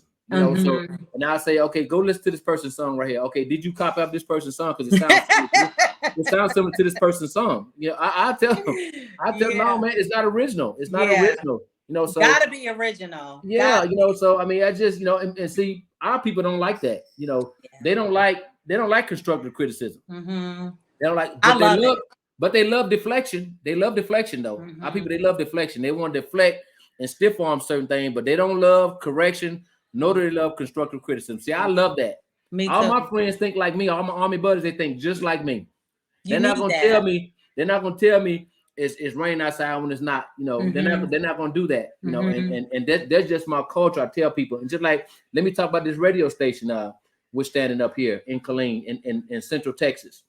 We stand up a radio station here in Central Texas. It's called K104. It's a veteran. It caters toward the veterans, the issues, concerns about what veterans go through, and it's gonna be the first and only veteran centric station that plays Southern Soul 24/7. Wow, that's awesome. 24/7, 24/7. Now we might throw in some R&B, but it's gonna play Southern Soul. I already got my yours truly is in charge of all the Southern Soul music. It's gonna be in the playlist. Y'all better get your mind right. Yours truly. Now. So I'm gonna tell you right now. Don't try to usurp authority. Don't try to go around me. Lord, don't try. Yeah, don't attempt to challenge. Don't attempt to usurp authority. Think you're gonna call the owner and think your songs will get played. Good music will get played. Yeah. Period. Good music will get played. I don't hold no personal vendetta. Matter of fact, I don't have no personal issue with nobody in Southern Soul. Other than a few people I told couldn't sing and they was mad. But hell, I reserve that right to tell you, hell, if I'm a promoter, I'm not. If you ask me, I'm gonna tell you. But no, but like okay. You go buy a car, you go to the dealership and buy a car. They say, no, what about this one? I don't want that one. I want this one. I want what I came for. Yeah, you're trying to show me something else. So if I'm listening to your music and I don't like it, so why should I pay for it? Right. Why should I pay for it? Yeah, because I know what my people like. I know what my audience like here. Yeah. I know what they're gonna say. They don't like gimmicky music. They don't like that. So let me ask you this question. So how do you feel about, I know you say you have a preference for live shows versus track. You prefer to do a live, right? I prefer live. Yeah. I prefer live. I prefer a band because I think that you can give more. Now, some people have amazing track shows because they've gotten with somebody who put together tracks that almost sound like live. You wouldn't know the difference. Lacey has a really good track show that I watched. He does very well with, navigating and still being able to flow freely with the track. But some people, like for me with the track show, I'm limited because it's just the track, and when the track ends, that's it. Where else can I go? I only have 2 songs. Yeah. But I prefer a band because it's just a different quality. Any musician, any real artist, any real vocalist knows that when you get with a band, it's going to send you to a whole nother level. Just the dynamics and the energy of live instrumentation. It catapults any type of show, any type of performance. So I prefer a band. Where I am right now, you know, in order for me to go and really put on a good show, I'm going to have to do it with a track because, you know, I'm not going to pay a band and I'm not getting paid band money. Yeah. It's just not going to happen. It's, you know, it's Yeah. not going to work. But Yeah. but I'm going to give the best that I can give with a track show. But my personal preference is live. Yeah. I love the sound of a bass, a guitar, a doggone drum, and a keyboard. You know, it's just something about it. It just a whole different level of artistry. You know, and I've done some live shows. You know, I got some stuff on my YouTube with my band. I have a band, and they do, you know, they're amazing. But you know, right now it's, you know, it's not fit for what's happening in Southern Soul to really have a band unless you're making, you know, $10,000 or $15,000, which I am not. Yeah. You get there. And then there are artists who make that and they still do track shows. Yeah. You know, I went to Jackson, Mississippi last week for the Southern Soul concert with King George and Calvin Richardson, who was incredible. Calvin Richardson had a live band. Yeah. And it, you know, it's an amazing, it's just so different. The other guys were great. I'm gonna tell you who puts on a doggone good show was that Arthur Young. That man put on a show. Yeah. That's my cousin right there. Stayed up there for another 20 minutes, I would have been just fine. That was my cousin. Oh man, he is oh, that's your cousin? Oh wow. No, okay. we got the same last name, so we call each other cousins. Oh, you know what? Oh, I'm thinking he really is your cousin, but he puts on a real good show. Yeah, I mean, it was good. Yeah, he does. And the whole Coliseum was up. And J1 was there, and somebody, a P2K was there. King George was there, and then Calvin Richardson closed it. Yeah. But all of them had, you know, they did a track show. The only it was a packed house I saw was Calvin Richardson. So it was packed. I saw it was packed out there. Yeah, it was packed. It was a really good crowd, and it was a really, really good show. Have you ever talked to Calvin Richardson? I have not. I'm gonna tell you something about Calvin Richardson, man. Calvin Richardson came and did a show down here. He called me. And see, that's what's so funny, because you know, all the people that are afraid of off the record, you know, they're not nobody to me. You're not nobody to me anyway. You got to be a somebody. See, Calvin Richardson is somebody. Trying to tell somebody about everybody. Yeah, Calvin Richardson is somebody. Tucker's is somebody. Sir Charles is somebody. See, them are somebody. Arthur Young, J1, them are somebody. Yeah. So for these other folks to call people and try to discourage people from coming over off the record, whatever, you scared. They scared anyway, because you know why? Because a lot of them not gonna come on here because they don't have no substance. See, I screen people. Everybody don't come on off the record. No, I got a list of people that call me want to come. No, I'm screening people because you got to have some substance. I don't want to be in here trying to pull no information, try to figure out and try to make my show last more than 15 minutes. Oh yeah. You know? No. I screen people who have some substance. You know, even with the new artists, I picked 4 new artists that you know, about 10 of them called me. No, I went through the list, and I picked 4 people that I want to interview. You know, I listened to their music and everything. You know, and I said, yeah, these are people I want to interview. You know, but like I said, it's not to say I won't do new artists again. You know, but just right now, I picked the 4 people that I want to pick. But I'm telling you about Calvin Richardson. You know, I'm telling you, artists like Calvin Richardson, artists like Tucker, artists like Pokey. You know what I'm saying? Those guys, you know, get a bad rep because they don't make themselves affable, approachable to everybody. Yeah, you can't do it. You can't do that. You can't do it because when you go to them shows, when I go to them stadium shows and see all those people in there, there's no way that those people can go and talk to all them fans. There's no way. There's no way. But whenever I see them somewhere, hey Kevin, what's up? You know, they never shun me, never walk past. Even though I don't never talk bad about nobody on off the record. I don't never talk bad, but I give my opinion. Yeah, and people respect your opinion, like with Calvin. Calvin called me. He was in the city. He said, hey, Kevin, where you at, man? I'm going to pull up on you. He said, I got a show. I gave him address. He came over here. I cooked some steaks for him and his crew. We sit out, you know what I'm saying? Because I don't drink, but my wife got more shit in there than a local brewery. So she got a drink. Man, look, whatever. Look, so and then look, I called, there's a couple, this one girl, she's a Calvin Richardson fanatic. I mean, fanatic. Yeah, I'm fanning out over Calvin Richardson. No. I'm telling you, I called. He came over here when he came over here before the show. Then he came after the show. He came back about 10:30. So I called her. I said, "Hey, where you at?" She said, "I'm in the bed." I said, "Well, Captain Richardson over to the house." She said, "I'll be over there in 10 minutes." She said, "I'll be over there in 10 minutes." He came over here and sit down and talk to him. He took a picture with her and she went home. And she still talk about that to this day. Wow. So I just try to tell people, you can't really take credence to some of the stuff people say because they don't know what goes on behind the scene. They don't know people's mindset. Now, when I go to shows, I mean, I got a few fans. People walk, "Hey, Kevin," I'm like, "Okay." They say, "We watch Off the Record. Can I get a picture?" I'm like, "Okay, I can take a picture with my little 5 or 10 fans." But hell, they got thousands of people waiting. Yeah. Hundreds of people waiting. It's absurd to think that you're gonna be able to connect with every single person. That's what the music is for. Yeah. The music is because I can't touch your hand, but you can hear this and know my heart. Yeah. But you know what though? But see, it's not. I hear the conversations. It's not the fans. It's other artists that say that. They say that. I'm like, what? Why would y'all say that about this brother or this sister? I mean, y'all know they got more fans. Y'all, I mean, there's no way they can talk. You can go and talk to them here. You ain't got no fans. Go and take a picture with them here. Ain't nobody asked to take a picture with you. Go ask to take a picture with them. You know, because they be so worried about because they so quick to try to make somebody look bad. You know, but you standing right there and hey, I'm so and so. You can get a picture with me. You can do that. You know, but instead of saying, you know what, I see what you're saying. You know, he act fun anyway, or she act fun anyway. They don't never take no picture with nobody. You know, I mean, let me tell you something. When I did the show with Tucker and Ponchatoula, or open the show, there was a woman in the crowd. First of all, the big guy was in the crowd, Charlie. Yeah. And this lady was with her husband. Yeah. Okay.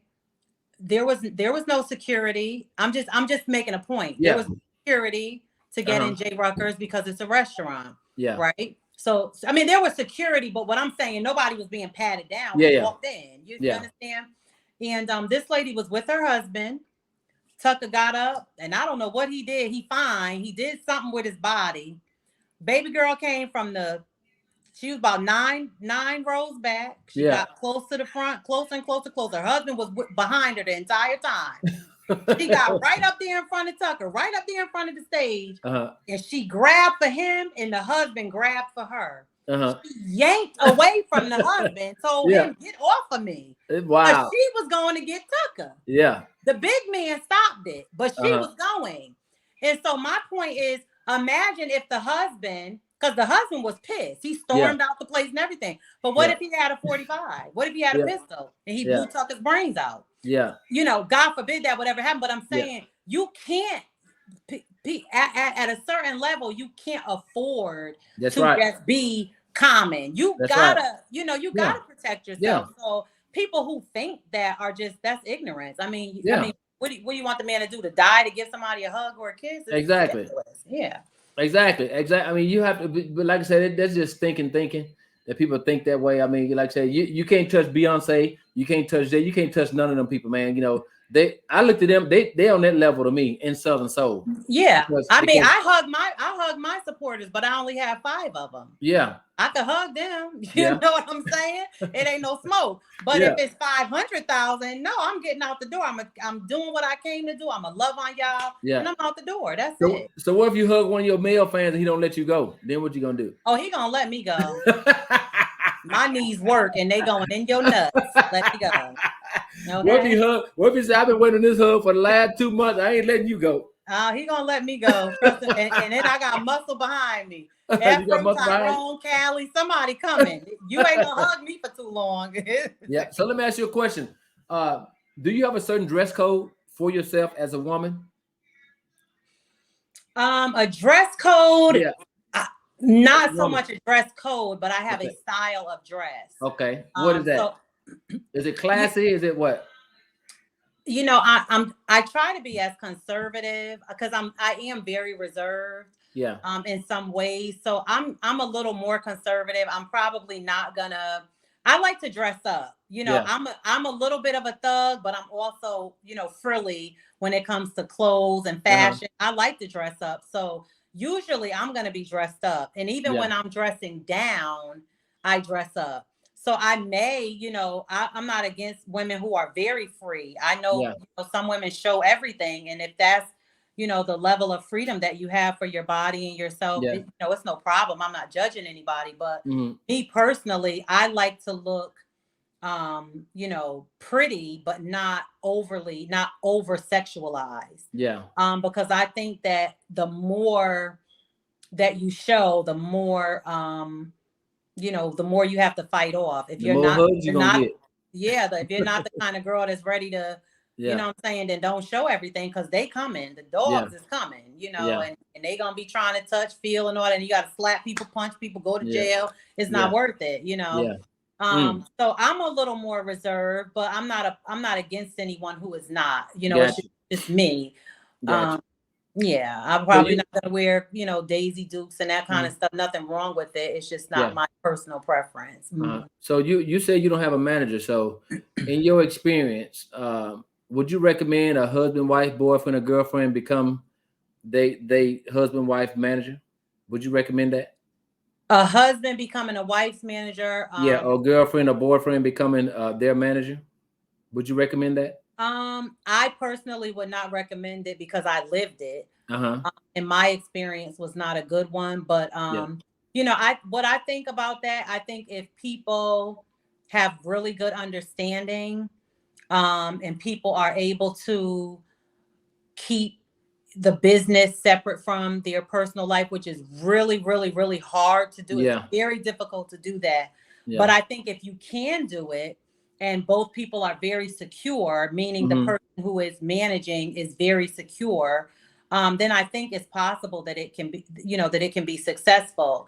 Hmm. Problem is most of the time, if you're in an entertainment industry, you are going to have a bunch of people tugging Yeah. on you. There's Yeah. going to be, if I'm a female, I got to expect that women are going to be tugging on my husband or my boyfriend if he's in the Yeah. industry. So Yeah. you have to be able to understand that and deal with it. If Not they handsome, what if they ugly? They not. some of them, if they ugly, they still gonna come. It's Yeah. somebody coming. I done Yeah. seen ugly artists. I'm just saying, and Yeah. the women still be on Yeah. them, and the Yeah. men still be on the ugly women. Yeah. You're gonna get that. Mm. But you got to be secure, and I think if you're secure as possible, but Hmm. most of the time there is that insecurity over time. Even initially, you might be like, oh Hmm. yeah, I can handle this, but 3 years Yeah. down the line, your wife booty done got touched 5,500 times. You're like, oh hell no, I'm done with this. Yeah. You don't want to be bothered with that no more. And Yeah. Mm. I wouldn't recommend it. I think Yeah. it's healthier to let your home, be your peace, be your quiet place, be your Yeah. place where you can just go and be yourself, and then Hmm. let business take care of business. Yeah, because you know what? Because when I go somewhere, Angela with me, they say, "Hey, could you take me and Kevin a picture?" And she like, she might take one picture, but two or three people she's looking at. I'm not going to sit up here and be snapping pictures all night. All night. Yeah. It's just a natural reaction. I'm gonna do it one time. I'm gonna give you a little, you get a little room, but after a Yeah. while, it's like, nah, I ain't with that. Uh-huh. Yeah. You gotta go find somebody else to do that. What, baby? You So, gotta get so, a few more minutes. Okay. so Go. you're a new artist. So if I ask you as a promoter, what do you bring new to Southern Soul? What would your answer be? What do I bring new? Well, first, Yeah. I'm bringing new music. Yeah. I think my music is different. It's refreshing. It's not, not the traditional Yeah. Southern soul. My energy is very positive. I really, really feel like I have a lot of experiences that I can be relatable to Hmm. women across the globe, and just giving them something that they can feel, like some real feel good music. Yeah. So that's what I'm bringing. Hmm. My personality, I'm very very genuine, and I just I want to share, I want to grow, and I'm going to be Hmm. here. I'm not Yeah. despite what people think, I'm going to be here for a long time. And Yeah. I've already spoken that over myself. There you go.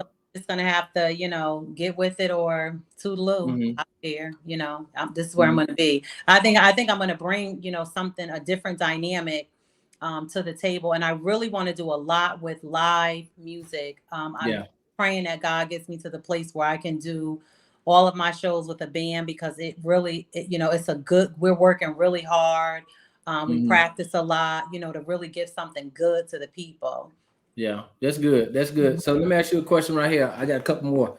I got a couple more because look, I told the people to ask you some questions, but they I'm ain't ready. answer. I'm So, with you. so I'm I'm with asking you when questions. you're right. Go So, ahead. do you promote yourself? Do you promote yourself? Do you promote yourself? I do some stuff myself. Yeah. Honestly, I have to give um most of, at least for the last 4 months, most of my credit for promotions has to go to DJ Melody Hudson. Okay. She has been incredible with keeping up my social media platforms and sending my music out to radio stations. She just got me a magazine interview, a magazine cover, or something like that. So she's been really good with getting that kind of stuff done. It's a lot of things that I don't have the Yeah. time or the expertise to do. I work a full-time job. I went back to school for real estate, so I'm in real estate school right Okay. now, and I do a bunch of other things. I have 2 small businesses, so she's been the help, honestly, that I've needed to get through that. So I do, I keep up my TikTok. I'll try to post videos and stuff like that. I do some stuff, but the majority of it I can't take the credit for. The majority of it, she's been doing, and she's been really good with that. Yeah. Oh, okay, that's good. So let me ask you this question right here. How many songs do you currently have right now? I have 2 songs out. You have 2? Okay. And I just finished 4. So I was hoping that I had some of them today because That's okay. You can come back. Yeah, but I have 4 songs that are going to go along with the 2 that I have on my EP. Okay. And I've been talking about the EP for a month, so I'm a little upset. But the EP is coming out. It's we're right at the finish line. And I got some great stuff. I try to diversify it as much as possible. Yeah. So that people could hear the different, types of music that I can create. Got a couple of features. I just did a cover song with Bad News or News Williams, and it's really, really good. It's fun. Yeah, News Williams, that's my nephew. Yeah, he good dude right there. Oh, you related to everybody, Arthur? Yeah, they call me up. He called me up. Okay. Well, we did a song together, and it's really cool. And I like him. A lot of people don't like the Southern Soul rap thing. Yeah. But I like things that are different. I can't get with the same old thing day after day. So that's what I enjoy about his music, is that it's different. And he he's able to still connect with the Southern Soul industry. I mean, he has an audience. And then I have another song that I did with Cupid, the dance. What is he called? Line Dance King. Yeah, Lion Dance King. Yeah, Cupid. He's pretty good guy too. Yeah, and and he's singing, and he can sing his butt off. Yeah, he's a good dude too. And Cupid's smart as hell too. He's been in the industry for a long time. He's smart. He can sing. He ripped that song to shreds. I was like, God, dog, I got to go back in the studio and re-record this. And then I have another song. So I have 4 songs, and then I'm gonna put a remix to Rollin' Rock, and then Pressure Baby is going to be on it as well. Gotcha. So let me ask you this question. Do you sing over your music? No, I do not. How you feel about that? I don't think it's necessary. If you can sing, just sing. A performance track is a performance track for a reason. Let me say this. Hold on. I shouldn't have even said that. I don't care if people sing over their songs. I just personally will not sing over mine. Maybe there's a reason that they're doing it. I don't know. Maybe they do it because they didn't get a instrumental or performance track. I don't know. But I'm not ever gonna do. You're gonna hear my voice, whether it's good, bad, if I'm hoarse, whatever the case may be. You're gonna hear Melanie's voice. Yeah. Because I think that that's what makes you a genuine artist. I will never you're not gonna see me lip sync. I'm not doing that crap because I might as well just go home and sit down somewhere. Yeah. I think it's cheating. I think it's cheating the fans. You know, It's fans, fans gonna pay. I mean, they could listen to the damn CD in their car on the way to the show. You know, facts. I can understand if it's like, you know, if it's crappy and you don't have the best vocals. Okay, if the music is bad, okay, fine, because everybody know that a lot of folks are studio singers. A lot of them are studio. When it comes time to get out there and the music messed up, you gotta go acapella. Then that's where the rubber meets the road right there. Yeah. So I just think it's cheating. I think it's cheating to go to a show and to sing over some music. You know, I never hear, you know, Calvin and Tucker and Charles. I never see them singing over their music, man. Because or Magic One or J1 or any of them guys or Arthur Young, I never see them sing. Jeter, I never Yeah. see none of them guys singing over their music, man. I never see that. You know what Yeah. I'm saying? Those are professional artists. So do you know? Have you met Jeter Jones? I have. Yeah. I really like Jeter Jones. I was about to say I love him, but I gotta stop saying I love all these men because people take that the wrong way. Yeah. But I really like him. He's really fun, and he is one of the artists that I would say if I was going for fun music, him, Arthur Young, you know, J Lie, you know, those guys make fun. They make good, feel good music. Dance And, music and stuff. Yeah. yeah, yeah, and I actually did a video for him. Okay. Before I put my song out, I forget the name of the song, but I think it's I Want to Ride or something like that. But I did the video for him, and he's really cool, really down to earth, very easy to work with. You know, no drama, no pressure, and I just like his music. You know, he's one of those people that you know, he's not deep. Yeah.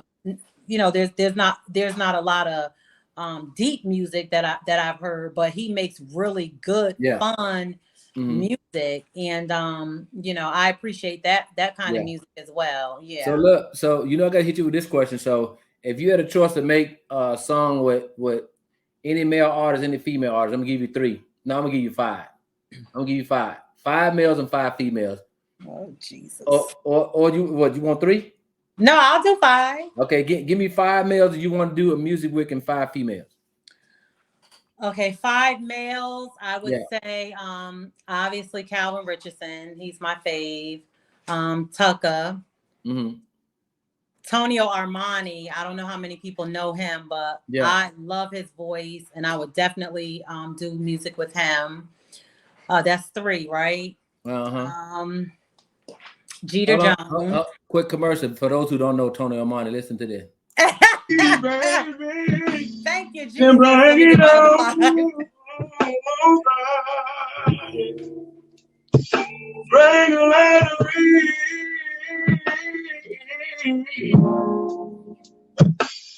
just bring it on, bring your life to me, baby. Oh, so I can treat you like a queen, baby. All right, that's enough. That's enough. Yeah, you gonna play Bring it over. Hey, you didn't hear me hit that note, did you? No, I couldn't hear anything. You didn't hear it? I couldn't hear. You didn't hear Tony Armani the commercial? I couldn't hear it. Wow, but you heard the other commercial, right? I heard the other one, but for some reason I couldn't hear this one. Yeah. Oh, okay. Yeah. He. Man, I can't. I got to sing you that. Yeah.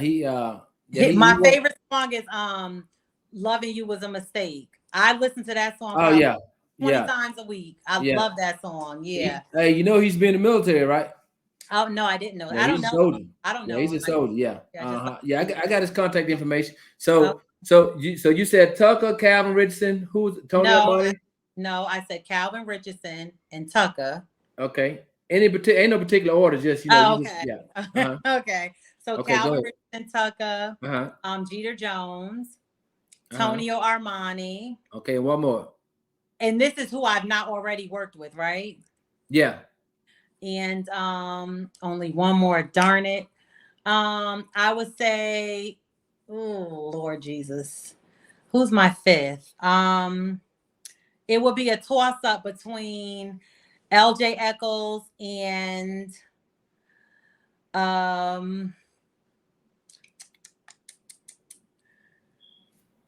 That it would be LJ Eccles. LJ Eccles. Okay. Yeah, that's my dog right there. Okay, give me the 5 females. 5 females. Okay. Definitely Lacey. Definitely. I love Jinda. Is that her name? Jinda Harris, yeah. I love her voice. She is so creative to me. So her Jinda, Lacey. I like Jason A. Yeah. And I would have said Shavonna Adams, but our voices sound so much alike. That would be the only reason I wouldn't say her. So I will say Karen Wolf. That would be my 5th. That's your 5th? Did I say 5? Karen Wolf, Lacey, Jinda, Dee Dee Simon. You didn't say Dee Dee Simon the first time. Yes, I did. I said her first. Nope. I didn't. Who I said first? You said Lacey. I did say her first. Listen. You said Lacey, Jason A, Jinda, Karen Wolf, and you said somebody. You didn't say Dee Dee Simon. Well, Dee Dee Simon. Yeah. Okay. Dee Dee Simon probably first. Yeah. Or second. Yeah. All those ladies are powerhouse. Lady Q. You ever heard of Lady Q? Definitely Crystal Tucker. You got to give me 6. Yeah, Crystal Tucker. Crystal Tucker for sure. Okay. One of my female songs that I have on my vision board that I want to do is a compilation of multiple women. So like 4 women, 3 plus me. Okay, I'm gonna give you an alternate list then. Give me 3 alternates. Okay. My 3 alternates. Male and female. I don't have 3 female alternates. Okay. You don't? I don't have 3. Shavonna. Crystal Thomas. You got Crystal Thomas? No, Crystal's not an alternate. She's on the list. Crystal Thomas, not Crystal Tucker. Oh, Crystal Thomas. Yeah. Crystal Thomas. Yep, Crystal Thomas. I like her. Crystal Thomas, Summer Wolf, and that's it. I don't have a 3rd. Yeah. Yeah. What about your men alternate? My male alternate. I like Marcellus the singer. He's from here. Yeah. I like Leroy Jermaine. He's from here. I love J-La. He's okay. I like his music. Sir Charles. I would love to do some old school with him. Yeah. I would love to do a party song with Pokey. Yeah. Like a turn up, like a real turn up song. And we probably would have to add a rap to that. So we might have to do a Pokey News and Melanie turn up song. Yeah, I could do male artists for days because that's it's easy to do features with, between male and female. It's difficult to do that with female. You know what I think about Pokey? Pokey the type of guy that if you walked in the club, you know what? I'm going to get this damn party started. That's Pokey right there. Pokey gonna get the party started. Oh, he gonna get it going. Oh yeah. That's what Pokey remind me of, the type of guy that walk in, saw shit. This shit dead. Hey, give me the mic, man. Yeah, when I was not living here but used to visit here, we used to go to a club in the country, and Pokey used to be in there, and he would turn it up. Yeah, he's the turn up king now. You can't take that. He gonna turn it up. Oh yeah. So let me ask you this question too about on the stage. Would it matter to you, your male? You order merit on where you go on the stage, or you just want to be on the stage? Would it matter? What order? No. Yeah. So you wouldn't tell her. So you wouldn't tell a promoter, I don't want to open up. I'd rather be second or third or fifth. No. Let me tell you something. I was sharing this with Melody. This is me. It sounds weird, but I think that the headliner should be the first thing up. I know that is so strange. But I was so angry that when Calvin Richardson was performing last week, when I say it was packed in that Coliseum, it was packed. And by the time he got up, because so much, just time and whatever, people were leaving, trying to get to their cars so they don't get stuck. And he had a really darn good show. I'm not going to take nothing away from nobody else. He put on an incredible show. Yeah. And so I feel like the headliner, they should be either, if not first, maybe somebody warm up the crowd, and then they should be in the middle. They should not be at the end because you miss so much of what is great. You miss the greatness, you know. Yeah, but see, but the thing is, as a promoter, that's why I'm trying to put no more than 5 people on the show. Or rush Because, the people. Yeah, that's yeah, what I'm for. Rush the people. because I Y'all mean, doing too much. Come people are on. human beings. You know, Yeah. people get tired, people drunk and stuff. So I know a lot of times that, you know, it's a look of disappointment on their face when they seeing people leave. But shit, when you got 15, 20 people on the show, you know, Yeah. these people are tired. You know, and you got these add-ons that want to just jump on the damn show at the last minute. That want, are not even on the flyer. You know, just want to jump on the damn show because they see, you know, 7,000, 8,000 people out there. They're not coming to see you anyway. So all you doing is messing up the damn timeline for the last 3, 4 people that people come to see. And then they get up there and want to snap pictures in front of the crowd. Ain't nobody come see you, Otis. Ain't nobody come see you. Everybody come see you.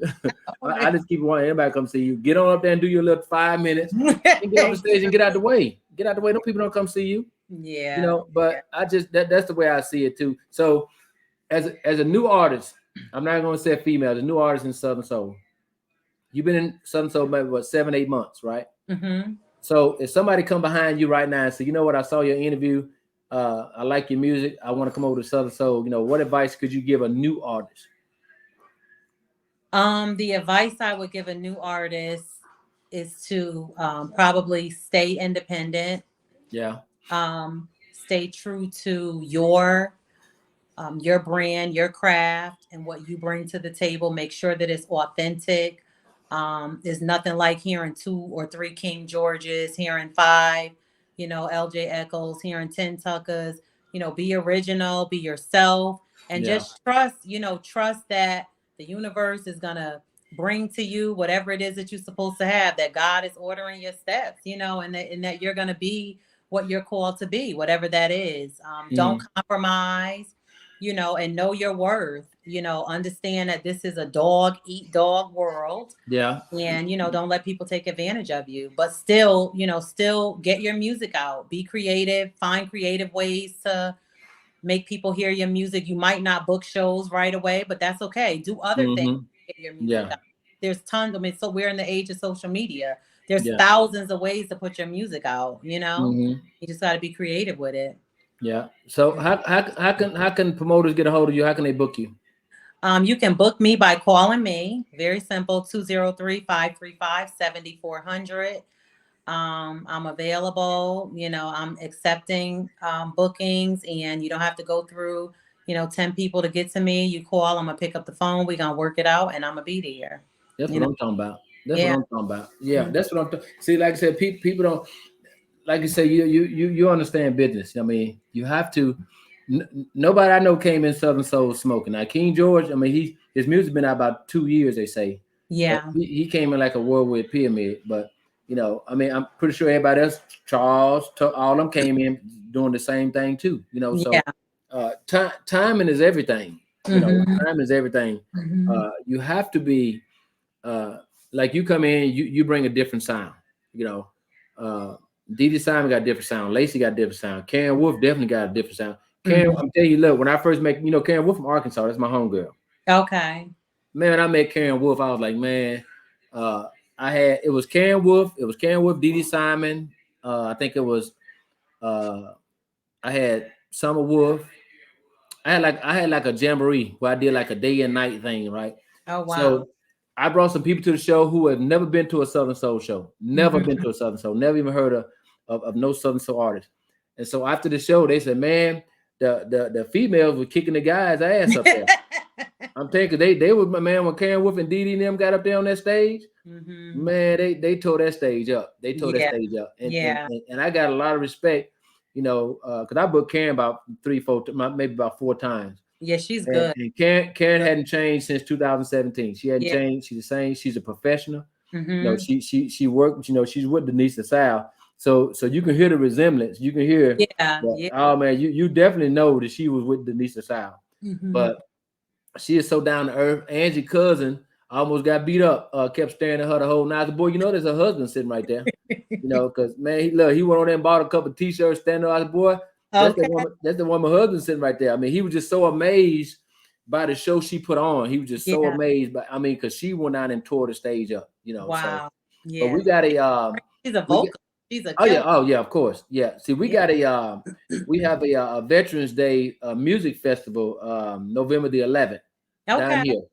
That's to push the new radio station, Southern Soul radio station. Yeah. So I call a couple people. I call LJ, I call Dee Dee Simon, and Jenna lives here. So they're gonna come and support it, So my Awesome. thing is this, with these Southern Soul artists, and I talked to Calvin Tuck, they're gonna do drops for the radio station because this is the only radio station that's gonna play Southern Soul 24/7. Period. Yes. It ain't gonna be just no Saturday for no 2 hours or Mm-hmm. hour. It's gonna play Southern Soul continuously, Stop. Yeah. And I'm gonna change the playlist continued. I'm gonna take out and add, just different music in there, so these people can be privy to Southern Soul because Southern Soul is non-voluminous. It's not that big. It's Right. not, Right. so but there is a need for Southern Soul. There's a market for Southern Soul. Absolutely. So I've already hit up some of the ones that I know that got music coming out. So hey, what you got coming out? Send it to me. Let me listen to it. Yeah. And like I say, of course, how radio works. They can buy promo spots and all that, but that's not my area. My area is just to put the songs in play. So, but I hope they come out and support.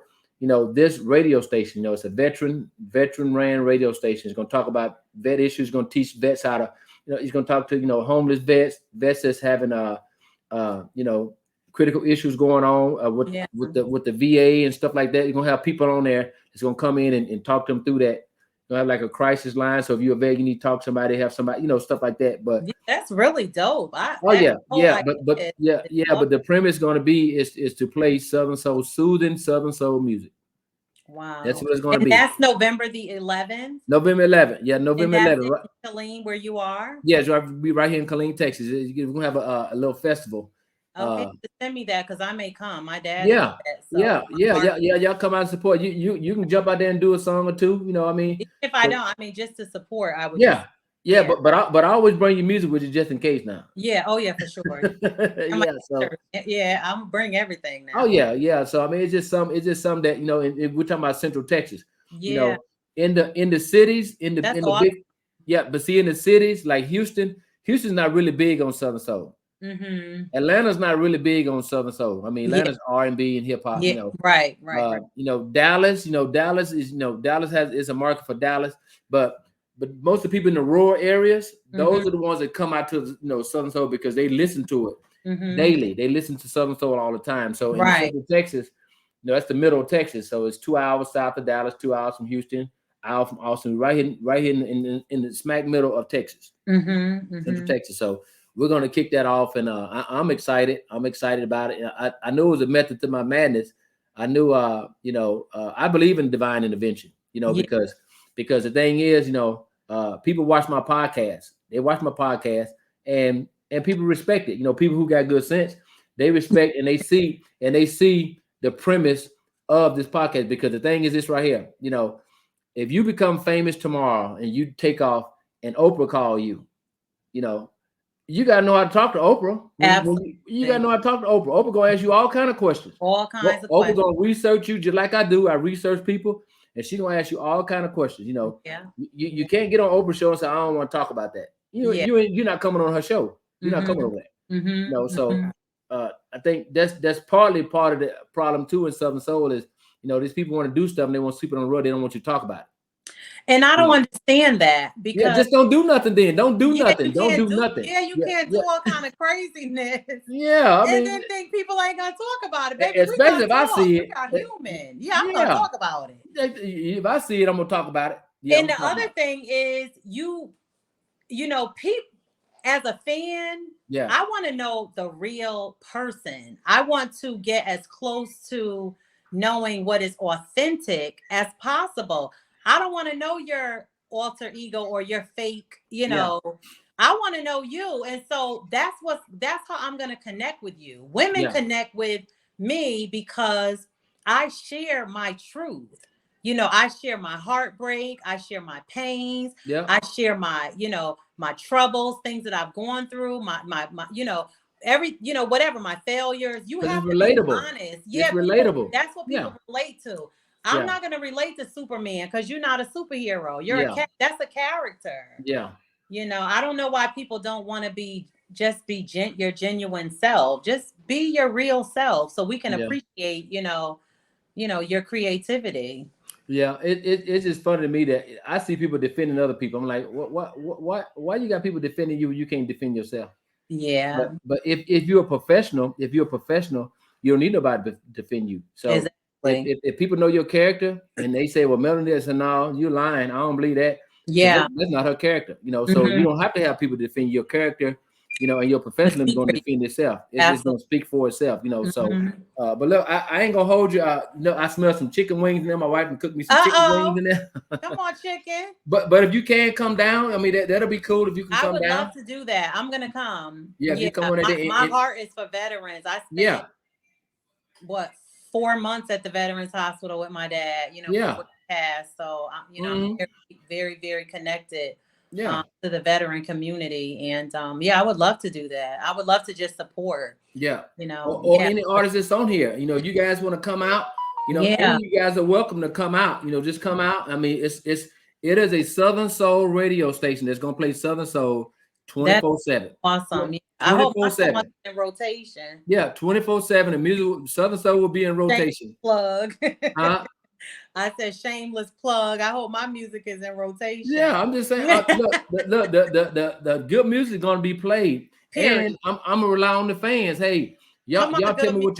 y'all tell me what y'all want to hear. It ain't Yeah. gonna be just what I want. It's gonna be Yeah. what the fans want. You know what Yeah. I'm saying? So I'm gonna set up a link where they can text me or call me. Hey, Kevin, listen to the song. With this, I mean, I'm responsible for changing that rotation, Yeah. and I'm gonna play good music. I'm gonna That's play good incredible. music. Yeah, Yeah. I'm gonna play that. So hopefully, if they listening, they can come out and support it. Hopefully the fans on here, the fans of artists, the fans of Southern Soul music, knowing that we have a Southern Soul radio station gonna play Southern Soul 24/7. You guys are welcome too. It's gonna be November the 11th in Harker Heights. And the Harker Heights is like 5 minutes from Killeen, so we call everything Killeen. But it's Okay. gonna be in Harker Heights, Texas, right here. Right here, November the 11th. We're gonna have a veterans musical festival where we're gonna have Southern Soul artists come out. It's gonna be Southern Soul. I got a couple of local people, that want to come do it. Okay, I throw this night. It's gonna be like from 11 to 5, 11 to 6, or something like that. We're not gonna be out there all day. We're gonna have vendors and stuff like that, stuff for the kids to do. But it's just to launch this radio station, just to launch it right here in Central Texas. That's awesome.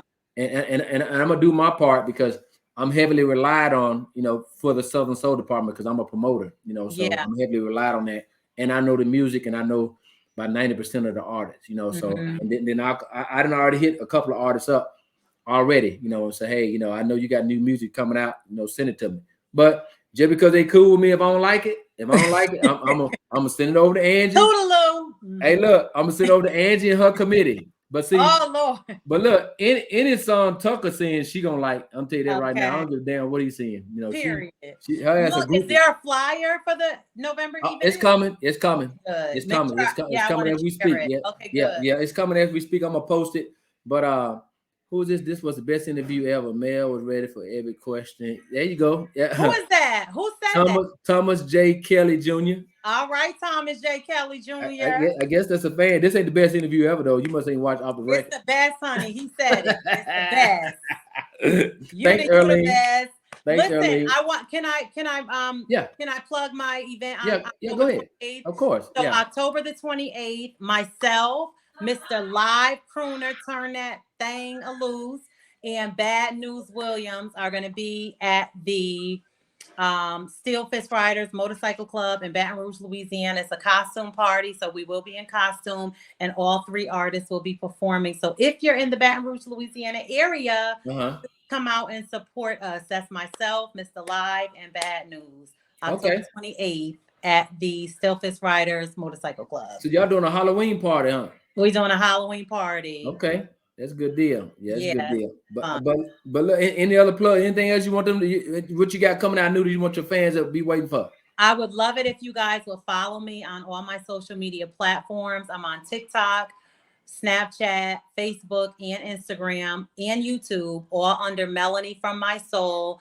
I'm almost at 500 followers on TikTok, so I'm so excited. I started with 3. That's good. And my Facebook, Melanie from My Soul, is almost at 1,000. I started at like 117 or something like that. So it's definitely growing, and I would love to grow it more. You can follow me on all the social medias. You can find my music on any any music outlet, Pandora, Apple, iTunes, whatever, whatever source you listen to. YouTube everywhere. YouTube everywhere. And look out for my EP. It's going to be dropping in the next few days. I'm very excited about it. I hope you guys like it. And I thank you so much for your support. Thank you for tuning in. Whoever tuned in, I can't see who's here, but thank you guys so much for tuning in. And thank you, Kevin, so much for calling me and having me. You and Angela are amazing people. Whatever they say, I don't know. I love y'all. I don't care either. A ball of fun. Yeah, really good. They know I don't care. Yeah, me either. That's right. I want to shout out Callie. I want to shout out Ephraim. I want to shout out Melody Hudson. I want to shout out my sister Deidre, Javetta, Jasmine, Latanya, my brother Lamont, my brother-in-laws. I love you guys. I thank you guys so much for your support. My brother Keenan, my mom, and my dad. You guys have been amazing. And everybody who supports me, Deanna, all the supporters that I gained over the last few months, all the DJs. I love you guys so much. I appreciate you so much. I can't say that enough, the DJs. And just look out for more from Melanie from My Soul. Gotcha. And look, you're welcome to come back anytime. Thank you. I'm coming back. If you ain't scared. I ain't scared, baby. Ain't a scared bone in this little body. Okay. That's what I'm talking about. But if you watch my show, right? I watch it every Wednesday. Wednesday, I'm here. I appreciate your support. So every Wednesday, and I share it. Yeah. And I watch the YouTube because you're on YouTube now. Yeah. This will be on YouTube tonight. It'll be on. Okay, good. I've been going back watching the archive YouTubes, which are. That's right. Yeah. So as soon as I get up this live, I'm gonna eat my chicken wing. I'm taking off my page and put it straight on YouTube. They got to go to YouTube and watch it. Okay, good. But I appreciate you. Hey, look. Hey, be safe. Be safe. Continue to make good music. And you know what this means, right? Good night, y'all. I'll see y'all next week.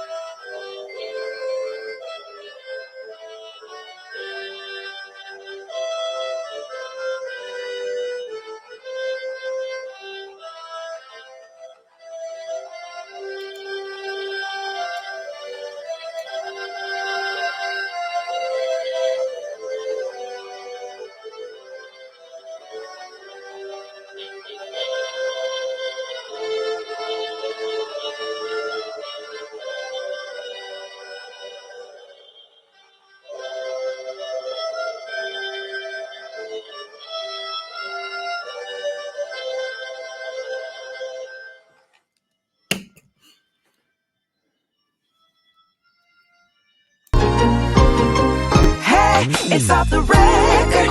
It's Wednesday night. Everybody alright? It's off the record. It's Wednesday night. Hey, you better hold on tight. It's off the record. It's Wednesday night. K-On, I think they're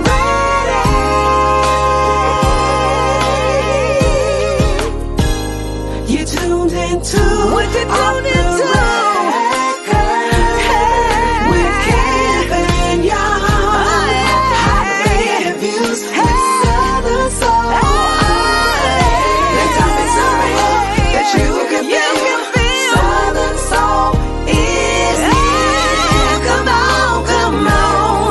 Mr. K.